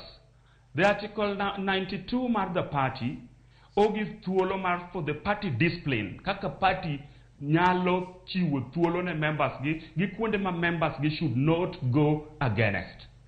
On the same constitution mar the party, the article 103 mar the party wacho ni kai go against the wishes kata the dictates of the party nigi teko to assume you in the current position maintie as a member of that party. Kendo wacho ni you are deemed to be a member. And a mandate mantiere in the constitution mar the party mar ODM. And I have read it, kendo understand it, because asebede chama kaka official organizing secretary mar Kisumu Central, masetiyo ne chama as an executive officer of the party. Therefore, ana dwani mondo nyiso wadwa Mark Nyamita. It is not bad to follow projects, but projects are followed through a procedure. Nikech political parties, yana moda chiu mfano, ni political parties gichalo gi churches. Churches nigi different doctrines. For example, an kawuono aleme Nomia Church, e kuma kanisa na maleme. Nomia Church nigi kaka walemo, wagoyo bul, to nitiere kaka bishop kata jadolo yalo. The same way ma watimo giwa e Nomia Church is not the very way ma Muslims timo maggi e mosque. Assume ni kawuono anyalo tingo bul, tadwana dhiago bul seche ma Muslim, seche ma malim mar jo Muslim somo weche maggi kata gi somo ilongo nango buggi magi somo elemo. Atingo muma mawuok godo e Nomia Church. Adigen mumba mar Nomia Church chande, tadhi bedo godo kendo e mskiti. Winjruok onge nikech doctrines opogore. Omiyo yiena mondo awachi, ne Political Parties Act ochiwo thuolo kaka party nyalo chiwo directives ne members gi. That is why the party leader mar party mar ODM explain himself candidly, nyoro nyo wacho maber, ni the party kata anyone understand the two levels of government. The constitution omiyogi the cardinal role mar tiyo machiegni. Kendo en gima obedo stipulated in the County Government Act, en gima nitiere in the Supreme Law mar Kenya. Kaka ginego bedni gi relate as partners. Mane momiyo governor ni sama wawuoyo kodini. Osuru, revenue, pesa pok obedo disbursed to the counties. That is why governors wanyaka bedgi platform to discuss that. Kaka pesa nyalo biro through the counties. Because in the event, the governors bende boycott meetings with the president, then these funds ka bedo disbursed to the counties, then in that process, wabro bedo gi a fall in the government. Kendo we may not have several services to run. The very way MPs had to go down to tone down gilos gi serikal mondo serikal migi pesa mar basari mondo mi nyithindo dhi school. That is the very way counties ka stop a negotiation gi the state to pesa ok nyal biro manyalo sustain weche mag health, masalo sustain weche mag agriculture, manyalo support our children, manyalo gero roads, manyalo chulo jowa matiyo at different levels of government at counties wa. I wish to say this. It is not an offense for governors to work with the government, but MPs should also look for a formula maging'iyo go kaka gik moko gitimo. Adwa wacho ni Cleophas katieko on that point. Kawuono ni endi bishop mar Nomia Church. An gi kama chiko miyago thuolo gi gik ma anyalo penjo. To yiena kawuono achaka wuogi mondo adhi e kanisa machielo mondo adhi apenji ni to sadaka ma uchoko ga ka to en ga pesa dwe ka dwe. I will not be given an opportunity. Nyiso mana ni kaka Nomia Church maleme sao okanyal wuok mondo adhi acham sao e Catholic Church nikech okaleme Catholic Church. Seche magi chamo sao anabet piny kapone adhi lemo kaka wendogi. Miadwa na duok ni political parties ma ochiwo thuolo gi the independence mar kaka political parties bedo managed kata run through the party constitution. Momiyo wathuolo. Omiyo the very party constitution wacho maber ni a member ma go against the wishes of that party. Party nigi ratiro mar mondo mi subject gi through a disciplinary action or mondo migi right to a fair hearing mondo gi explain themselves over gima gi go against. Omiyo mano en gima party dhigo mbele as we speak. Wadano make gi kanyo erokamano ahinya Sospito Bungu kuom lero e yo malach ahinya gigo ma osebedo katimore ka warango chal mar siasa mapacho kato sani. Koro yiena mondo mi warangi kendo ka wanyalo yudo mano Mark Nyamita koro Kenya lo winjo antiere kama ne wachope kendo kama ne watwage kodi achiel kachiel ne waloso kanyo ka koro bura oseduogo gik mathoth osebedo kata katimore ne ilero weche mopogore kotenore kod dhi maru e od bura kacha ka koro sani wanyalo yudi mana e yo moro makare mano ka intiere mbuino mar Zoom mondo mi ikonu aneni nyaka sani kama ichope kar kacha Dhiadhi nyime lera neno oganda ni bende ni kao pach jouriri kidhiromo kod jatend piny Kenya. Chako chiwo ranyisi mopogore opogore governors ni kacha. Raila Odinga nosewacho ni oyiene governors mondo orom kod jatend piny Kenya, to MPs nyalo bedo ni ero pok oyudo thuolo mar kata mar miyou iwacho ni go ahead mondo mi udhi urom, oyienu mondo mi udhi urom kod jatend piny Kenya. Ni kawe yo machalo nade. Wanyalo winje yo makare chal ka gima mbui bende bedo moro matek ahinya, to koro sani wanyalo neni bende inyalo mana dhi nyime kama ne weye mheshimiwa.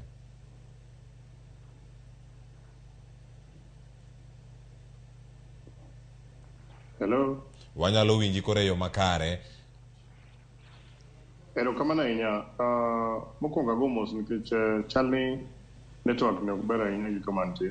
En adier. Kendo adakwayo ni maybe kiny umiya thuolo, kiny abo bedo Nairobi, koro kiny anyalo biro e studio mondo aler wechegi maler. Adawacho ni of course the role mar member of parliament and very defined. Iwacho ni member of parliament wananego bed ni wa oversight the government. And it's not only the member of parliament mag Azimio kata mag minority, and all members of parliament. But that does not stop us mondo kikwa ng'i weche mag maendeleo. Adawacho ni penjo ni to ang'o momiyo ka nwadhi Kisumu to nwadhi Kisumu ka wan wajite koro ma to luongwa. Ing'e ni mana kaka oyier ji mondo bi e bunge, koyiero kubire bunge, ng'ama jarere manyalo yudo moro. Kano waseketo gige wate memorandum, ng'ato ka ng'ato an ka kora biro kadhi ka Ministry of Roads, kata kugo picha gi family maru, kata an mawuon kago picha gi nyithinda, sama picha wuok, akunga ng'iyora. Kane wandiko memorandum kaka jo Migori, ne wabiro, ne waluwogi gi Migori. Ka yudo thuolo, donga pimo nuni wach KenGen. KenGen no, gige jo Migori, en gima nie constituency mara. Oonge Migo, oonge Rongo, oonge Awendo. Gima omiyo nakono ni nadhi nyaka Ministry of Energy maloro rako ni paro nyaka GMD ma KenGen. Mopimo ni gimodong' gini en cabinet memo mondo okal, cabinet memo no mosei. Koro ka wadhi to bende ok adhi kenda ka wuoyo kaka on behalf of jo Migori, ne wan ji adek. Paul Abuor nigi lam mawuok Kanga kecho kadhi nyaka yo Chamgiwadu madhi Rongo University. Contractor ne ni side contractor nyowuok. Mana achiel kuom gik manokelo. Odawacho kanyo. Walter Owino ne wuoyo wach KMTC mawendo. Nosegero motieko jopuonje mapok okelni. An gi TTI. TTI mara, for example, nagere tam mokalo.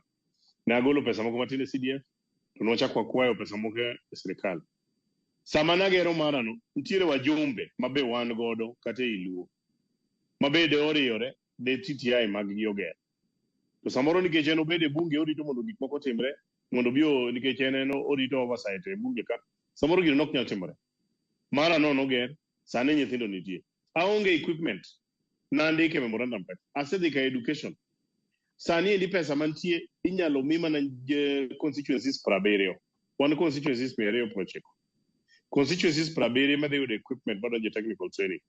Kana kete memorandum kana wadhi yalo. Kadugo Nairobi ka en raticha mondo kura dhi allow gino Minister of Education. Mana achiel kuom gik manadhi law. Walter Owino gi an gabuor. Be wawuoyo wach soni. Wacho ni jaduong' wach soni ni wechedo ji. It's a big thing mokinyal timo gi CDF. Koro okonyiso ni wawere gi tijwa manonego watim e bunge. Adwani mondo jowinjwa owinj gini maler. Tijwa mar oversight ok waweyo. Tijwa mar oversighting the government ok wanyal weyo. Tijwa mar luwo kaka tijwa mar ng'iyo weche mag budget ok waweyo. Ok wadonje tij ng'ato.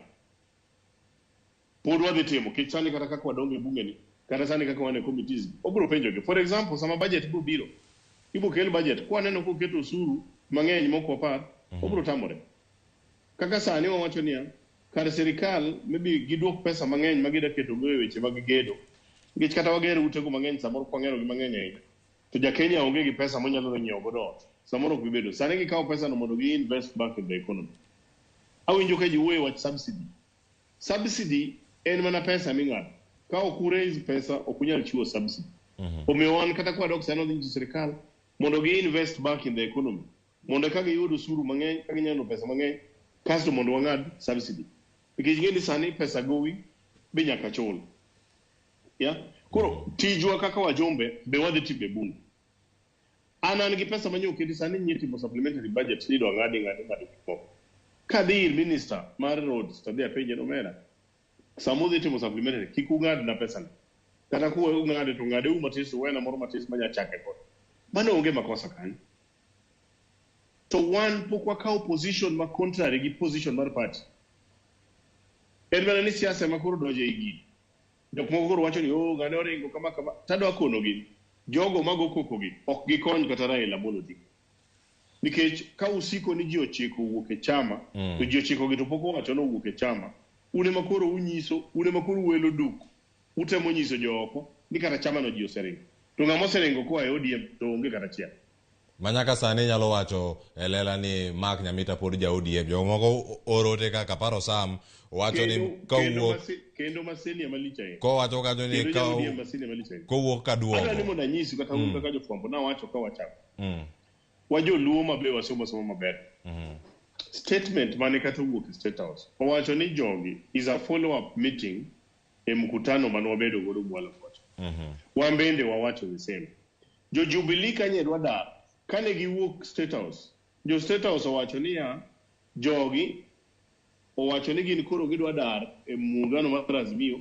gidwa tiyo kodwa jo Jubilee wegigo bogolo statement kendo sani nye gisegitimo romgi wanda gwatime gi makamano gini gik maler kabisa tada wacho ni chako romo gi jogi ne opuodhi wawe wuondore chako romo gi jogi ne opuodhi gi jatelo kane waseketo gik moko piny kore kwa chako mondo wachak luwo gigo makanye to onge makosa debed ni koro ne wadhi State House to wachako wacho weche mag chama mano makosa mamanero kaponi mane gima no wadhi timo mano makosa kabisa wano ko wacho weche mag chama kuno mheshimiwa yo chiko manyo mantiere godo kanyo onge kata ngata chiel man gi kome chama mheshimiwa nyaka sani gigi duto matimore kendo gigi duto warango gi kaka gitimore nyaka sani nyalo bedo ni en adier ni rombe maka magi osebedo kanyo katimore mano en kare kendo kaka ne kata ute fwambo bende ne wakele to kata sani bende nyalo mana miyowa mana ler ni gio mane manyalo bedo ni uluwo kata ka useluwe bende gima notimo ne follow up bende gige follow up mwacho ni koro nuluwo kinyalo winja mana nyaka sani nitiere chenro mopogore opogore gigo ma osebedo mana wacho ni nuluwo kaka follow up bende nitie tich moro amora mosechako kama ni yae kata e Migori koluwore gi romo mano bedo kod jatend piny Kenya koso gichopo kanye ipenjo ni chenro ka ben tiere gigo mano wasedhi luwo ma chenro gi osechakore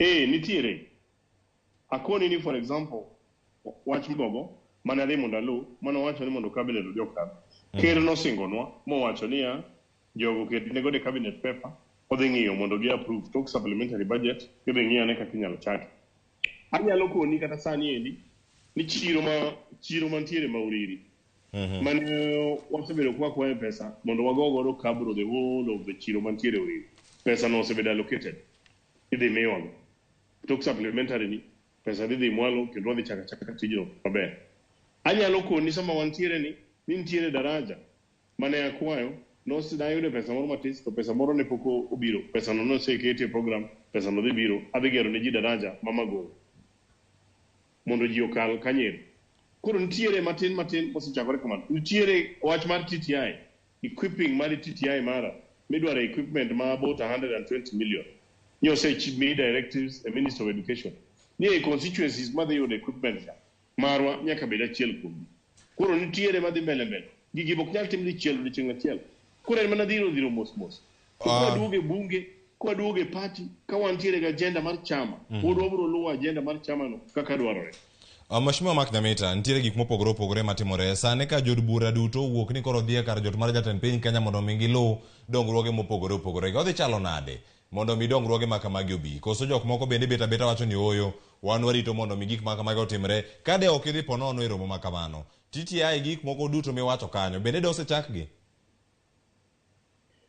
mokwongo ng'eni microphone magi kori kono to pinjire maber but apani kipenjo ni to kupo ni jo od bura owuok duto ni koro gimbe gidwa dhi mana menyu kamano pe wako bedo gi chik maber to ngadieri ano kanyalo wuoyo on behalf of anyone ana wuoyo on behalf of mokwongo on behalf of Joriri to gi oganda marwa. To chakruok mar go mbaka gi jogi ne ochako kaka oganda mondo wayal. To kata an masani wan masani koro ji wuoye matek ni ada penjo jawinjowa to gi osiepna ma wan gi studio ni. Chieng' mane wantiere State House gokinyi, gavana ma Homa Bay ne nitiere treasury gi minister mar finance gi officials mage ka giyalo gik monego tim gocho. Ada penji nitiere gima minister mar finance nyalo timo ma ker William Ruto kong'eyo. Wik mokalo no gavana mara ma Migori ma bende wadhi godo State House nodhi kende kodhi romo gi Murkomen e minister mar roads kwa luwo chik county nigi pesa gi mosemigi mar barabara maonge kwa luwo chik wuon onge pesa wadhi wuok e Ministry of Transport makendo ni Murkomen nyalo golo mamed governor modong kacha en mar national government. To kidhi romo gi Murkomen orengo nodhi moromo gi Murkomen kowacho wach barabara mane ker osingo ka nitiere Siaya. Ker nosingo barabara ka en Siaya. Ker nosingo barabara ka nitiere Homa Bay. Ka Gladys Wanga dhi moromo gi Murkomen mochako yiro chieng' mane wantiere no ang'o ma mato kel ko kenya ang'o ma kel ko to jogi gin jok matiyo e sirkal achiel. Agenda mane gidhigo en mana follow up luwore gi bura mane wantiere godo kocha. Ere makosa apenjo jodhuro. Network ne mok ber ahinya tadwa ni mondo yudna thuolo mondo abi e studio chakre kiny wadhi loso mondo aba kaw thuolo maber kabisa mondo aler ne jothurwa koponi wan gi makosa tibiro siemno ni makosa manotimo emba to koponi wambe samoro wacho mapok owinji jok mosiko mawuoyo ni jok mane odhi gi jogo siwuok e chama mano miriambo mapok nodwaro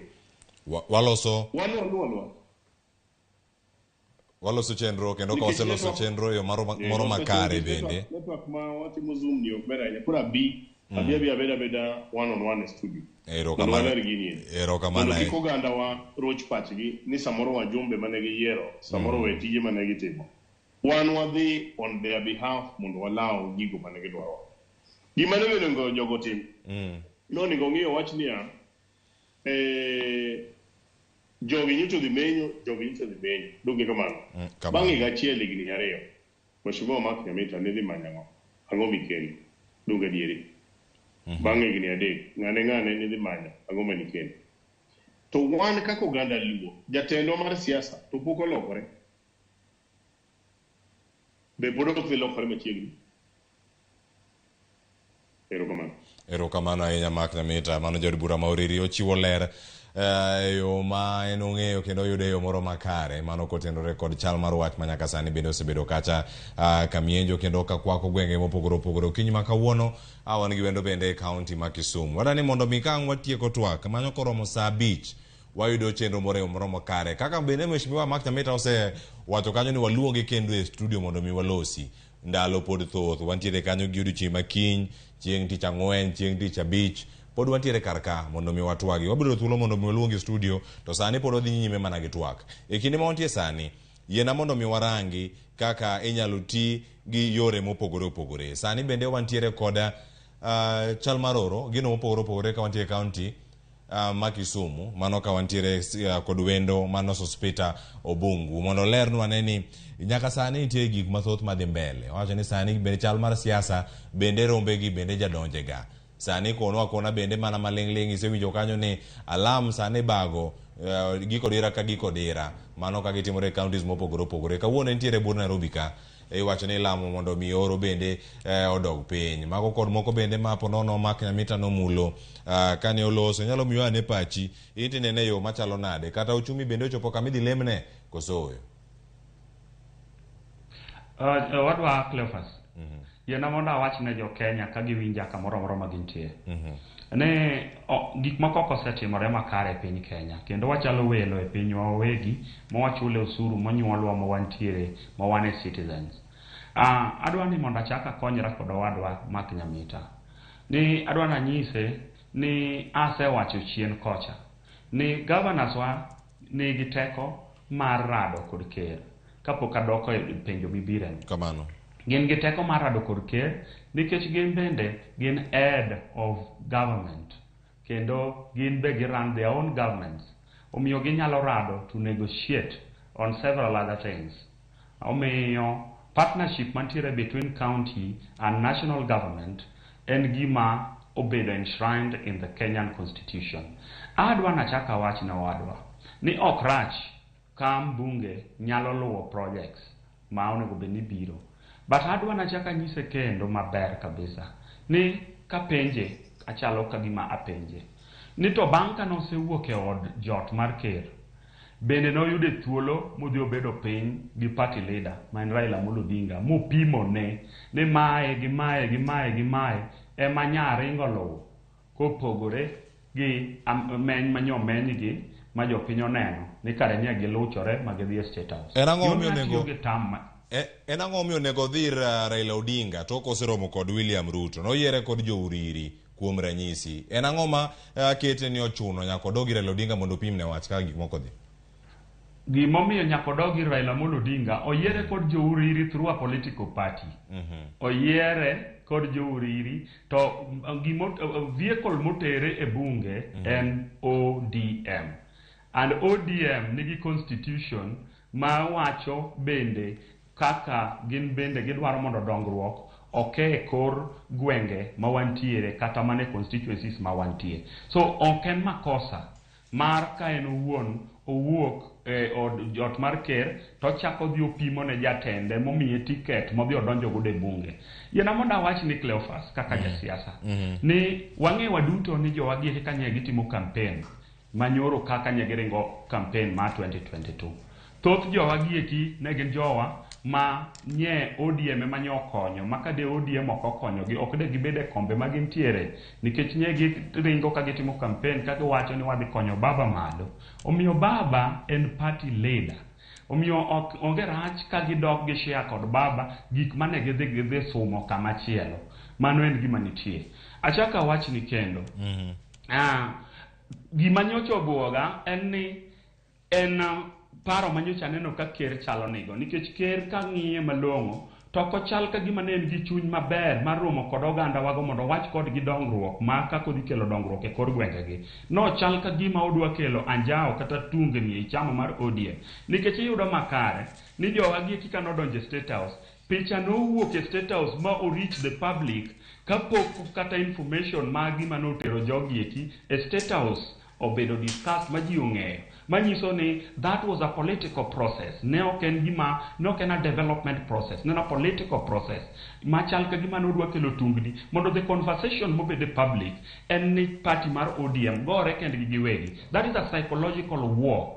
In my own view, and as a psychological war, Maker William Ruto okelo a public mondo gio discuss, mondo gio deviate from the normal conversation. Market tesre mondo miotim gik manowacho no the timone the asla mantiere ka. Inge maber ni kero introduce what mar tax. Tax is also a conversation kendo chako kelo the conversation mar pogruok e party mar ODM at a time majakom Raila Amolo Odinga bende push agenda mar anti-government campaigns kodhi go mbele. Mano en gima adwa ni mondo ming'e kado ni penjo no. Kado ke penjo mi penja. Kamano. Oyiena mondo anyisi ni katiba marwa wacho maber ni office mar the presidency, the entire office, the office of the presidency, mano deputy kaachiel gi president. That is office office ma signify the national unity. En office ma kelo ganda te kanyakla. En office ma kati ogoni ombulu midonjo, jomoko goni kura, jomoko kogoni kura. Tiji maduong' monego bene timo kaka ker en ni iserve interest mar oganda duto te. Bargi sani chal ka gima koro oganda wa. Koro wachal ka gima koro wabut lake, wadhi mondo mi koro wago chong wabede piny, or kneel down to the government, mondo government omiwa services. Ma should not be the case. Nke katiba wacho ni as a taxpayer, en ratichwa mondo mi wayud dongruok. Nikech wachulo osuru kata wagoyo kura kata ok wagoyo kura. Ratiro marwa nyaka miwa. Omiyo adwa na wach ne ker ni gima machando Kenya gi sani ma kata oket mana lemo nyade nuoya to ok bi konyo piny nikech lemo gi eki platforms mag lemo gi ne the opposition. Sirikal mar Kenya Kwanza oloso lemo to ng'eyo maber ni piny obarore nyadiriyo nikech nyaka wayiere ne kata bed ni katiba marwa mar Kenya ma waduto waluwo ma wacho maber ni Ruto en president kokalo through the processes, the legal processes mane ose pass through. Machiel kuomgi en court momiye ombulu through the Supreme, momiye teko through the Supreme Court, momiye the legitimate power mondo bede komno. Kosebet kacha gik matimore duto gi eki ok gin gik mowinjore ma ker onego bene timo. Owacho koni ni en odwaro a strong opposition. Odwaro strong opposition manyalo konyo jo Kenya in terms of putting the current government ma en the leader into checks and balances. On the other hand, otiyo gi mit belie matindo tindo mar turo opposition ma odwaro mondo mi oversight. Nyiso ni jo Kenya let ma an go kama betie ne kawuoyo kod oganda ka ok show any form of psychophancy. Ende kaka Kenya wanyalo chopo kama wanyalo dhi into a banana republic. Wanyalo chopo kama kata mana katiba marwa nyalo bedo mana kaka otas. Nyiso ni kama president osenyeo telo mar National Assembly mochako nyeo telo mar county mar Senate to biro loko katiba manyiso ni onge presidential term limit. Magi abwok mwango kaka jopiny momiyo wawacho ni members of parliament mawa gichung steadfast, gi criticize where they are supposed to be criticizing, and in the criticism form it should be positive and negative. And gisane the current position marwa enni we don't recognize the presidency ma William Samoei Ruto. Koro a position ma wadhigo mbele kako Uganda no, that is the path ma we are following up to the time mara Raila Amolo Odinga bro nyisowa ni mae kama onego bed wacha kwadoke nikech ruoth en achiel. To mana kaka thuon gweno en achiel masamo koki e dala, to ka thuon gweno ariyo koki e dala tiyudo ka dala no kethore. Gisane thuon gweno ma koki e piny Luo to koki e piny Kenya ma pod wawinjo nikech ombulu manomiye en ombulu maduong' kabisa mane wagoyone en Raila Amolo Odinga. Make gi kanyo koro muge jwang'o winje pat jopiny e kaunti ma Mombasa ne ginto giwacho nade. Joja oko oyawre Mombasa uchio nade to kinyi ma kawuono giwacho ang'o gik mage matimore kanyo kawuono watwak e chenro mar mbako romo kwa goyo mbaka e weche go maga siasa. Wacho kanyo ne chal mar siasa dhi nade. Kono ni Mombasa uchiwe yo machalo nade joja oko. Erokamano ahinya Cleophas awinji maber kowuok e kaunti ma Mombasa kuma Mombasa neno kochiewo maber. Ji nigi paro mopogore opogore to chutho odiochieng' ma kawuono ni ma wang'e ni jood bura odok ayanga e bura. Ji ni kod geno ni gidhi twak ewi weche mopogore opogore to chutho korka weche mag siasa, nitiere weche mag uchumi, to bende nitiere weche mag singo ma bende ne jatend piny Kenya osingo ni kochopo ndalo 100 to nego beno timo magi duto. Ado mana kawe mana pach jodak e kaunti ma Mombasa kani to gin giwacho ang'o ma giparo ni jood bura onego beni twakie e sechegi makoro gidonje od bura. Chaka gi nyingi to inyisa ni to in pachi en mane? Nyinga iluongo ni Jono Nyango, adak e Mombasa. Kaluwore gi maisha ma wananchi nigodo, ngima osebedo matek. Kata kaka nyithindo nyalo somo maber onge nikech yor tich onge, ohala bende odok piny. Omiyo osekelo maisha matek makata sani nyithindo moko pod ok nyalo yudo kata yo ma ginyalo dhi godo skul.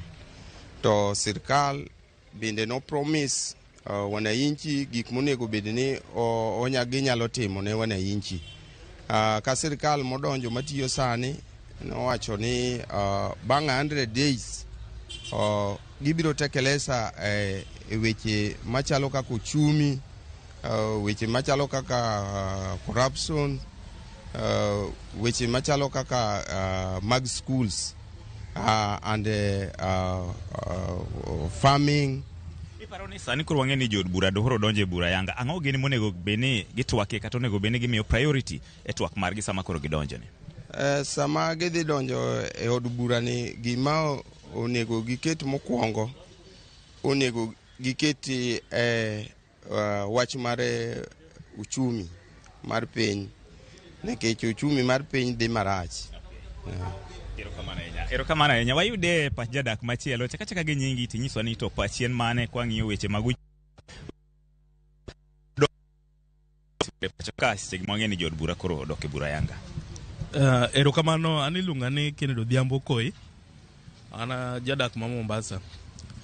Aparo ni kaka kawuono wabunge doke yaw parliament, gima duong' monego bed ni ging'iyo en kaka wach uchumi. Aparo ni sirikal manodonjo manyieni pod tiyo gi budget manogo higa manokadho pok giloso margi. To nakwayo ni kagi medo supplementary budget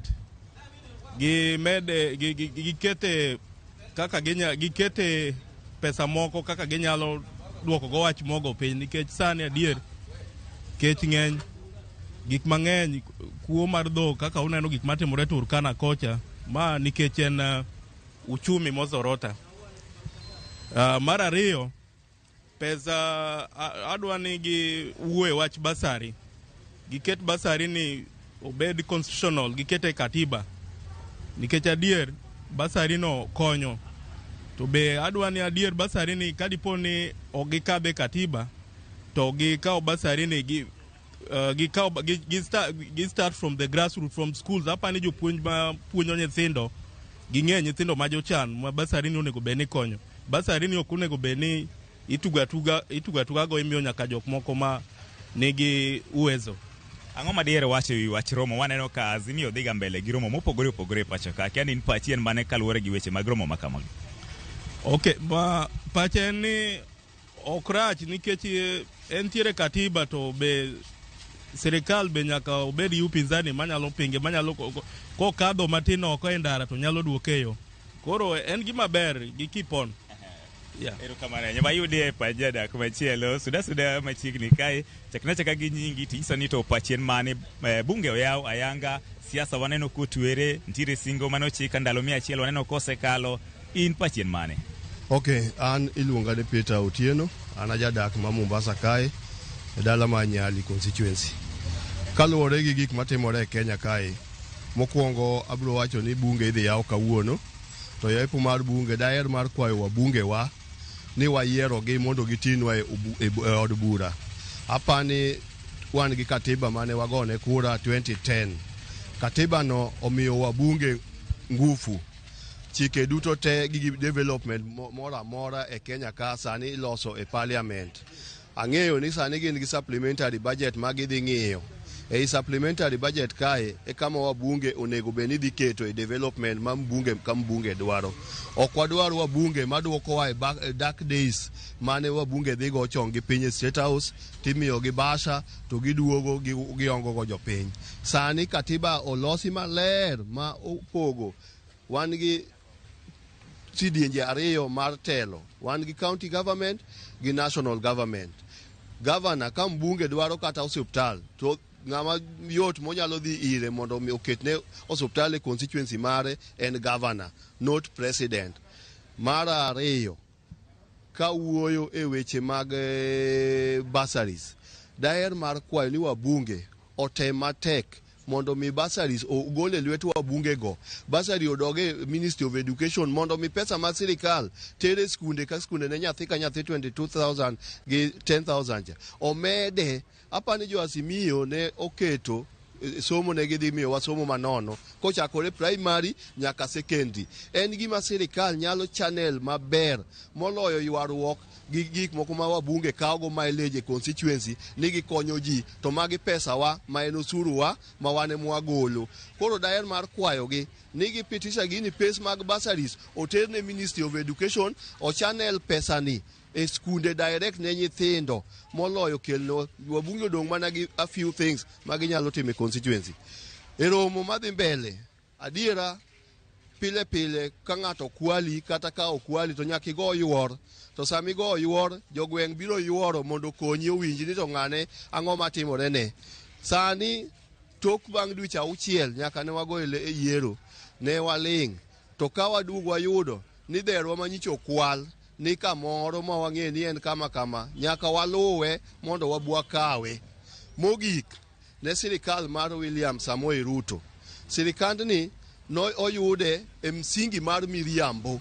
Pile pile jatelo ma wuondo jopiny ma wacho convince jopiny gi miriambo.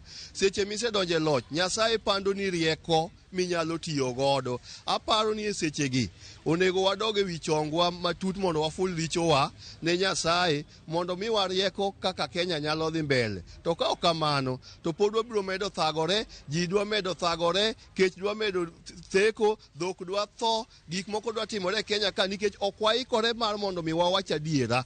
Wach adiera ema inyowa wan jo Kenya. Wachung'ure adiera. Sa osechopo makoro nyaka wawach ni adiera en adiera, miriambo en miriambo. Mano e gima timore sani. Erokamano, mano mana pach jadak. Pod wamedo winjo pachgi kaendi, wawinjane ni to ang'a timore chaka gi nyingi sani. Yes, ani luonga ni Jared Otieno, jadak Mombasa kae. Kae adwa wuore weche ma kawuono wabunge dhi yawo parliament kawuono. Koro gima temo kwa wabunge mondo ng'i ni gidhi wuoye kawuono, giwuoye weche mag skul, sani nyithindo mang'eny kama pok odhi skul. Kech waneno ka giringo matek gidhi e parliament. Nonego ko gidhi e state house, nonego beni ko gidhi e state house, nonego beni gidhi e state house, nonego gidhi giwuo gi president e weche mag skul kaka ji mang'eny struggle kaka chandore. Sani uchumi tek kabisa. Koro watemo kwagi ko giyie. To ging'ia ni skul malong'o. Kech apani kar ndalo mane Magoha ne nitie, the late Magoha. Ne temo wuotho kabisa ma make sure ni nyithindo teno dhi skul. Sani ka gichulo fees en problem maduong' kabisa. Koro adwa temo wuoye wach romo mar Azimio. Romo mar Azimio, Azimio timo maber kech lojni naneno ka ne udhi bedo marwa. Wan kaka wanjo dak ma Mombasa kae, kaka wanjo Azimio madongo dongo, waungo party leader marwa lwedo. Erokamano ahinya. Mago mana moko kuom pach jodak e kaunti ma Mombasa ka katimo loso ewi chenro madhi nyime e pacho kaendi. Ineno ka giwuoyo weche mag uchumi, giwacho ni jood bura bende sani odok onego bene gichiwo twak kata gitwak matut e weche mag rango ngima jadak e pacho kaendi. Ging'ia ni to weche mag basari nyalo bedo nade, to gi weche mamoko mag siasa bende waneno ka gitwak, nitiere jomoko masiro, moko chal ni kwede. To mago mana pach jodak e kaunti ma Mombasa kae kaluwore gi weche mag uchumi masani dhi mbele to gi okang' makoro sani osechakore yanga makoro jood bura osedok e od bura mar twak e twege mopogore opogore.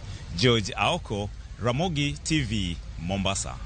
Erokamano ahinya mano George Aoko kiwuok e kaunti ma Mombasa. Ote thoth kendo wamedo mana yudo gi kachiel ka gidonjo nyaka moko mawuok nyaka e mbui mag Facebook, moko bende wuoro nyaka e Twitter. SMS bende nitiere kanyare 3 en moro pile pile kwa winjo duondu kendo kwa winjo paro mopogore opogore. Sa osekalo sa 4 gi dakika 56 okinyi ma kawuono kendo koro adakelo twak ma kama e giko. Kapok achopo e giko mare, yiena mondo mi ayud paro mogik kata wach mogik kowuok kuom mheshimiwa Mauriri mano Mark Nyamita mondo mi okonwa wach mare mogik e boda dakika achiel kae to chieng' machielo waluongi e studio kae koro mondo mi watwage moro makare ka onge ng'ikruok mag internet kata weche gi mag mbui. Koro achak kodi kata ang'adhir Sospita ka ntiere kaunti ma Kisumu. Sani atudo achiel kachiel kod Mark Nyamita. Mark Nyamita koro wanyalo yude achiel kachiel mano kokalo e mbui no mar Zoom kama ntiere kode mondo mi okonwa ne wach mare mogik nyalo bedo mane. Ikono akanyo ni Mark Nyamita bende internet mare osekethore kendo osenjaore, wabo manye mondo bi e studio kachiel. Watieko wach koro ka wantiere kod Sospita. Sospita machiegni kendo koro miwa wach mari mogik e boda dakika achiel ni mar sa bende mano miwa kae koro oserumo kendo koro sanoda mana mondo mi watieki ote mari ne johera mag Azimio, johera mag piny Kenya, johera ma bende rito weche go mag Valentine nyalo bedo mage. Boda dakika achiel kende kae to watieki.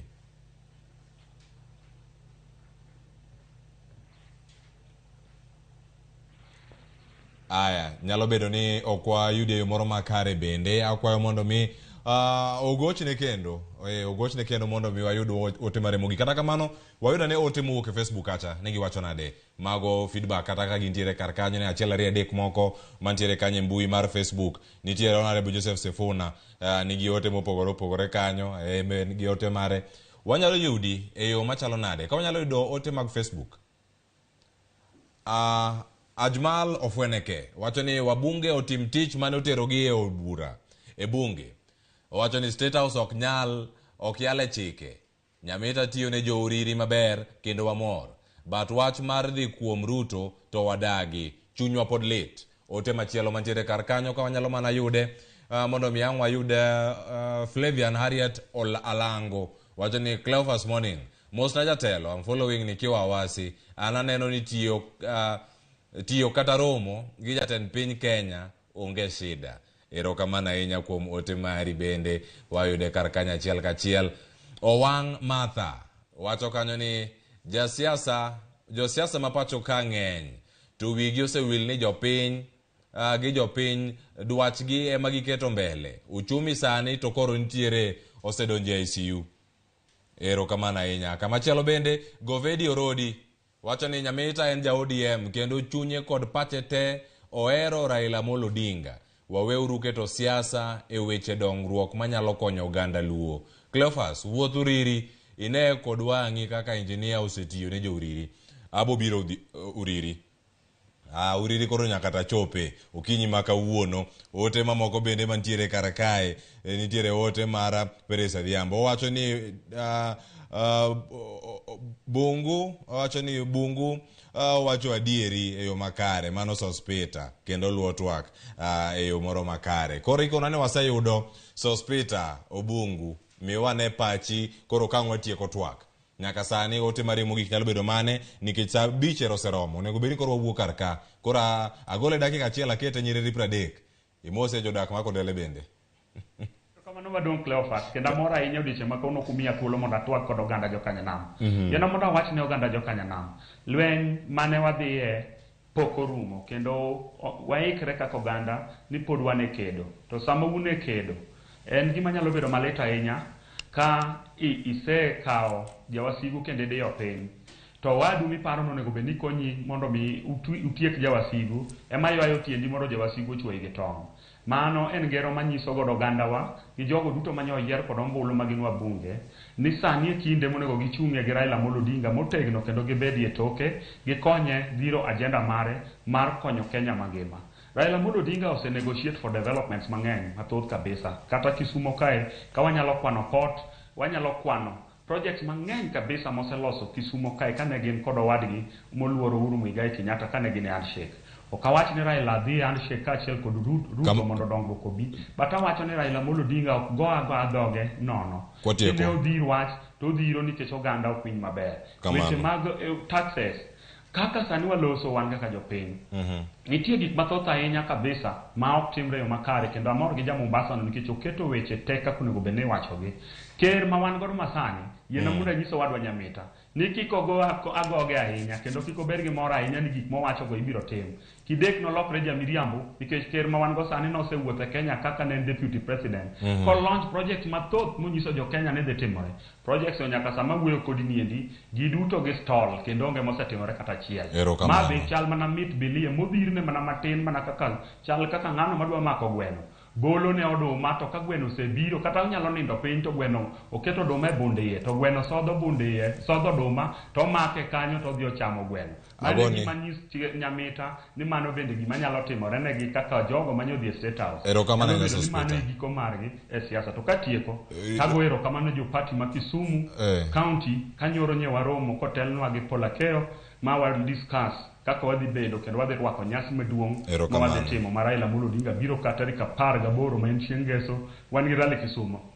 Anyiso jopiny ni an kaka Obungu adhi golo pikipiki moingo 100 madhi sombo ji kor gwenge te ma Kisumu Central matero ji rally mar Raila Amolo Odinga madhi timore Jomo Kenyatta Sports Ground. Pod wagore kondele be pod wantie. Erokamano Nyasaye mondo ogwedhi. Erokamano Nyasaye bende mondo ogwedhi omed riti ka intiere kondele kanyo kora moge jwang' watieko twak okinyi ma kawuono kendo en morna pile ka pile kwakelo ni cheno makama e odiochieng' ka odiochieng' chieng' wuok tich nyaka chieng' tich abich ka ntiere kae kod jowete wa Sharon Ong'aw kod Joyce Oduor jogo bende mokero cheno obiro ni yo makare Bob Wafula gi jogo duto mantiere kanyo wagoni erokamano. Uyie una samoro bende mondo mi wachop kata saa 5 gi dakika 3 wagoni erokamano ahinya in bende kuom bedo kodwa kumoro amora mane intiere kar kacha. Ote ma yoro to kwasomo kawuono en morwa kamoro amora ma intiere jogo ma oro ote to kwasomo kiny ne wasomgi. Mheshimiwa Mark Nyamita wabiro luonge studio kachiel mondo mi watudre kode bende e chenro ma opogore.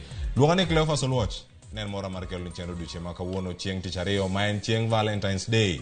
Gimoro amora mitimo time gi hera en mogo koso maua. Sharon Ong'ao noyiero mogo, Joyce Oduor noyiero maua, Stella Beneda Ochieng nowacho ni mogo lone gimoro amora.